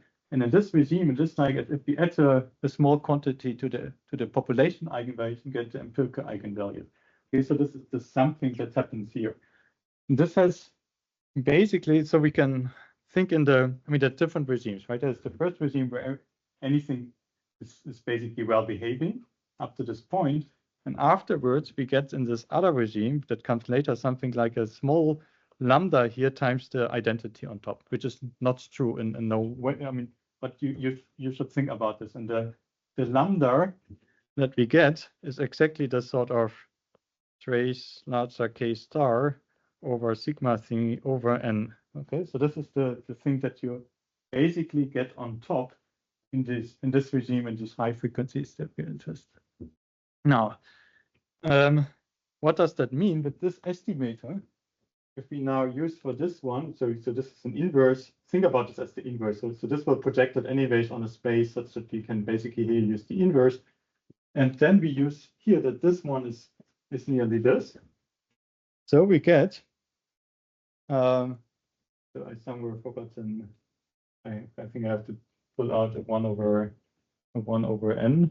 There's I guess n missing. But we get here that this is the population one plus something which is like a small lambda times the identity on this higher frequency where regularization really has to kick in. So that means this thing does something like Tikhonov regularization also, right? So Tikhonov would always, or this, if we penalize, then this always adds another term here that stabilizes the inverse. This is exactly what happens because of this random matrix theory that we have empirical eigenvalues, which are somehow the high frequencies larger than the population ones. And that has the effect, this thing somehow is another implicit regularization going on, such that the beta star indeed doesn't have the d over n rate, but it has the k star over n rate, and then the additional bias terms that I didn't write here that are typically of the same order than the k star over n. Okay, so but the important thing is k star over n, which means this thing could potentially go to 0 if k star is of a smaller order than n, which is unusual for a method in where we have more parameters than samples, and that perfectly fits also the data points, right? So it fits all the training samples. It's the minimum norm interpolance. It's an interpolant. So how can it generalize well on unseen data? That has to do with the fact that we along the line we have two quantities that are coupled. So we also don't know the sigma. Of course, we are interested just in the beta and the regression coefficient, but we also don't know the population sigma. And so we basically implicitly estimated, and this estimator for the sigma has this thing that it has this upwards thing, that it moves us a bit upwards in the high frequencies, and that has the regularizing effect on estimating the beta star. And that's the thing why it works in the end. And so the question is now, when in which scenarios do we have k star over n to converge to 0? And there's only one example where that works, and this is basically your comment. So we need the k star to happen to be of an order smaller than n, and that requires, unless we put here lambda j n, right? We could make everything n dependent, also the sigma n and so on. Then we have a bit more choices. But if we don't put an n here, we just want to have something generic, then the only sequence, eigenvalue sequence, is basically 1 over j times log gamma j, such that the whole thing has to be summable, right? Otherwise, we ran into other problems. You don't see it here, but there's some other problems in the proof. So you need summability of the thing. And on the other side, you need these long, very slowly decaying tails, such that you can have that this is larger than than n times the first eigenvalue where you start your sequence. And unfortunately, in this case, the only case that is the case now is something like n over log n, which is very close to the n. So it's not really, it doesn't give you a good rate. And then if you stick in k star n over log n, so you get a 1 over log n rate in here, and that's also a very slow rate. So you are not making a lot of progress, but still it's a surprising finding. And it's so therefore called benign overfitting, because you overfit, but you still get a consistency and a slow rate and unseen data, but only in this regime. So it really much depends on the coupling with this, that there's these x's, the covariates, and that they themselves have a distribution and they have a covariance, and the covariance needs a very, very specific, has to be a very specific regime. So we don't really know of, I mean, you could also phrase this as a kernel regression problem, and so what these kernels that we don't really have this specific decay behavior, like 1 over j maybe, but 1 over j log gamma to the j or so. I think, for instance, the kernel induced by Brownian motion, I think, has 1 over j in here or so. But then you also need exactly this log gamma to the j. And so I think it's a very, very limited result. And this might have been a bit overlooked. But on the other side, it's also absolutely non-intuitive finding, again, that this can happen. And so if you think about, okay, it interpolates the data and it can analyze well in very high dimensions, so that this, that such a regime exists, although it's very small. This is a surprise in itself. I guess that's somehow clear. Then maybe the neural tension kernel has 5 minutes left. That's just one more thing which has had a huge impact on understanding gradient descent. So in the neural tension kernel, we start with a loss function that can be written in this form. So it's you sum over the data points, you have loss functions for each individual data point and sum them up. Then if you work out what is the gradient, well, by chain rule, you can say, okay, so we first take the derivative with respect to the second argument, and then take the gradient with respect to the parameter, right? Just the chain rule. And then if we analyze gradient flow, right, so we stick in the gradient flow formula, we stick in this thing, and we get that one. But now for neural tension kernel, what we are interested in, how not how the theta t's evolve over time, but how the f theta t's evolve over time. So if we do that, then we get another chain rule in here, where we first take the derivative with respect to the gradient with respect to theta, and then the partial derivative of theta with respect to t. In this one, we just, on the previous slide, we had a formula for this. This was that thing, and now we have also the this inner product here. So if we, this is the scalar, so we can pull that out, so we can pull that into here, and then we get this inner product. Okay. And now, more specifically, we are now interested in the behavior of this of the function, not the parameter, but the function. If you stick in the n input points. Okay, so that gives us now a vector of size of length n, and so we are following these n input points in the as the gradient flow evolves over time. And if we do that, then we get in here, in this x, we get xi's, and then we can write this as this kernel times that. Okay, so the kernel is exactly where we evaluate these here. Okay, so maybe let's switch the signs, but where we evaluate this here is at the data points. So that means once we look at this thing, we get an evolution of that form, where this u f theta, they say somehow how these residuals. Right, so this is the residual, how well this thing fits, like in L2 or so. This is just the difference between these two.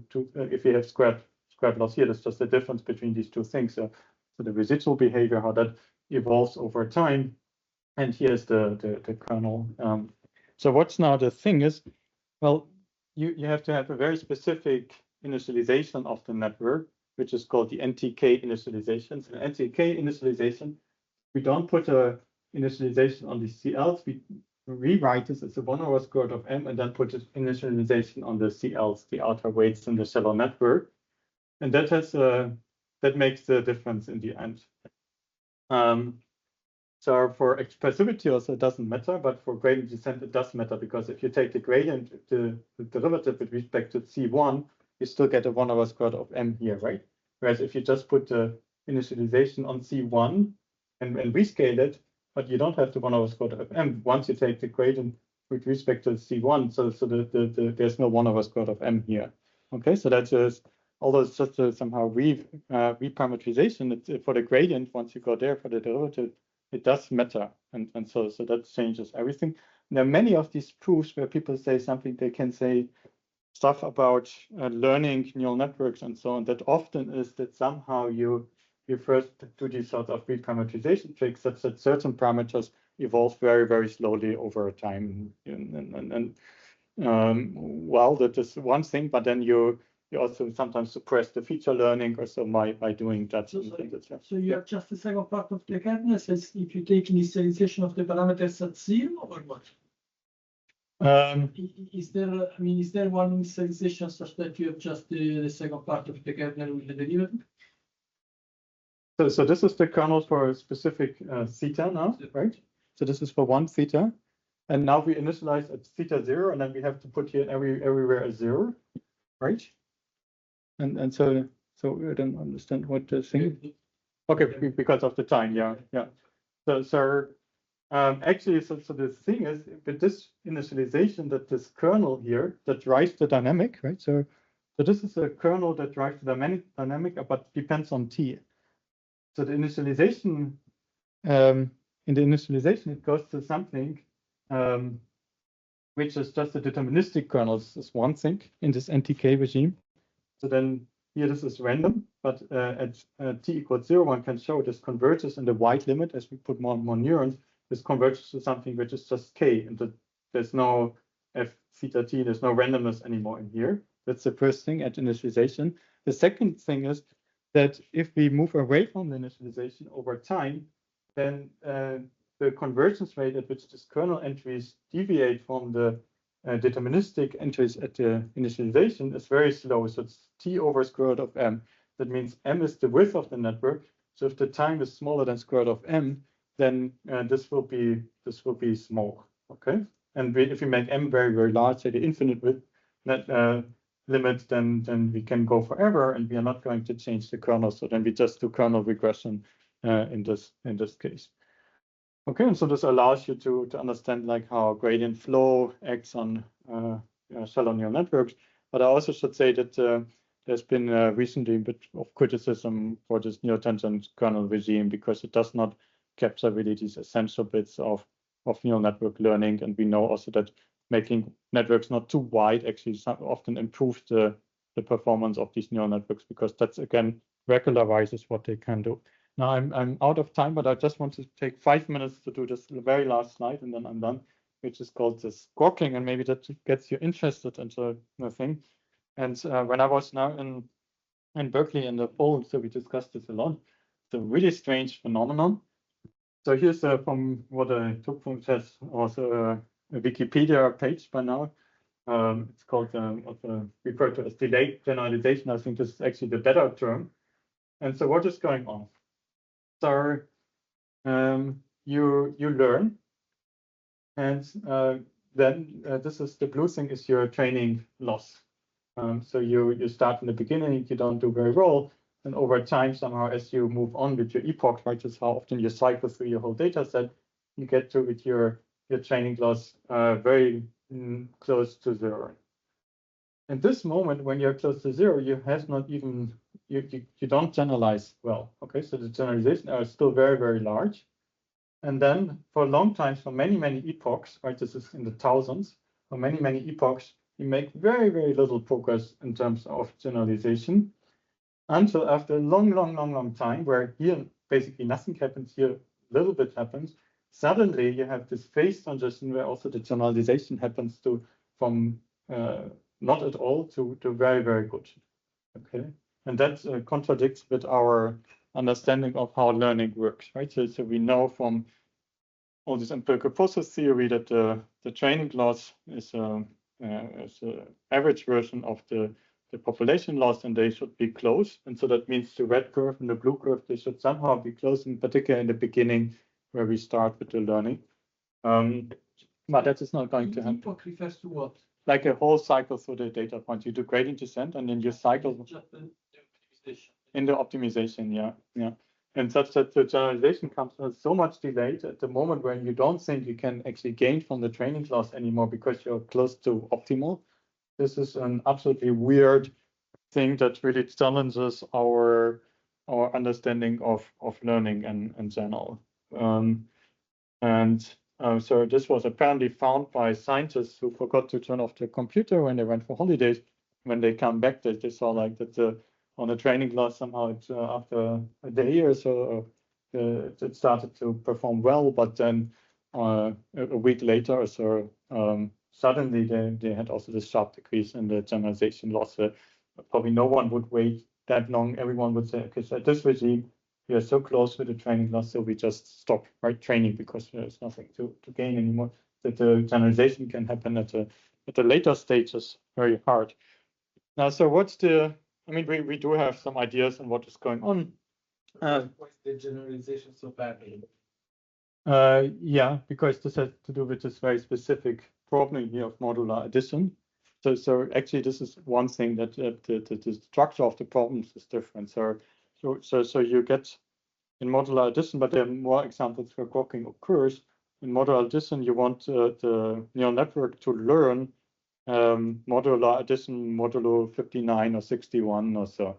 That has, say we take 61, then we have 61 squared possibilities of inputs, and then and out of these 61 squared, we give it maybe 10% for learning, and we want to generalize it well on the other 90%. And so this is a very structured problem that is different from the problems we have been studying before. So if you just initialize, and then it cannot really pick up the underlying structure of what modular addition is. And the fact that it has, I mean, here in this case, I believe people use the two-layer neural networks. And in the first layers, we learn features. In the second layer, we do a linear regression type thing based on the features. So for the training data, if you put a lot of parameters in the second layer, then based on these parameters, you can fit the training samples. Okay, but the feature learning, and this is somehow a slow learning process that is behind the whole thing. And it happens at a much smaller scale, and only once. So people say it's like a bit like turning the key in a keyhole, or so. Only once you have completely turned it to the right position, then the door opens, and that is happening. So for such tasks, the features have to be exactly at the right position. And only once that happens, somehow you start to generalize well. And so the thing is, okay, there are different learning processes that are superimposed, and we only look at one here, like the output, but we have to better entangle those ones and to see that there are different things going on, that are slow learning processes that then matter for the generalization, and that's features would be like the weights of the first. Yeah, exactly. Yeah, exactly. Yeah, they generate these features in the neural network. So we would call these things, actually those would be the features, and then we expand in the second layer in these features. Yeah. Okay, so if you have, I'm far out of time. Sorry for this. I thought I have not that many slides today. Anyways, thanks a lot for joining the course, and I'm happy to answer any questions.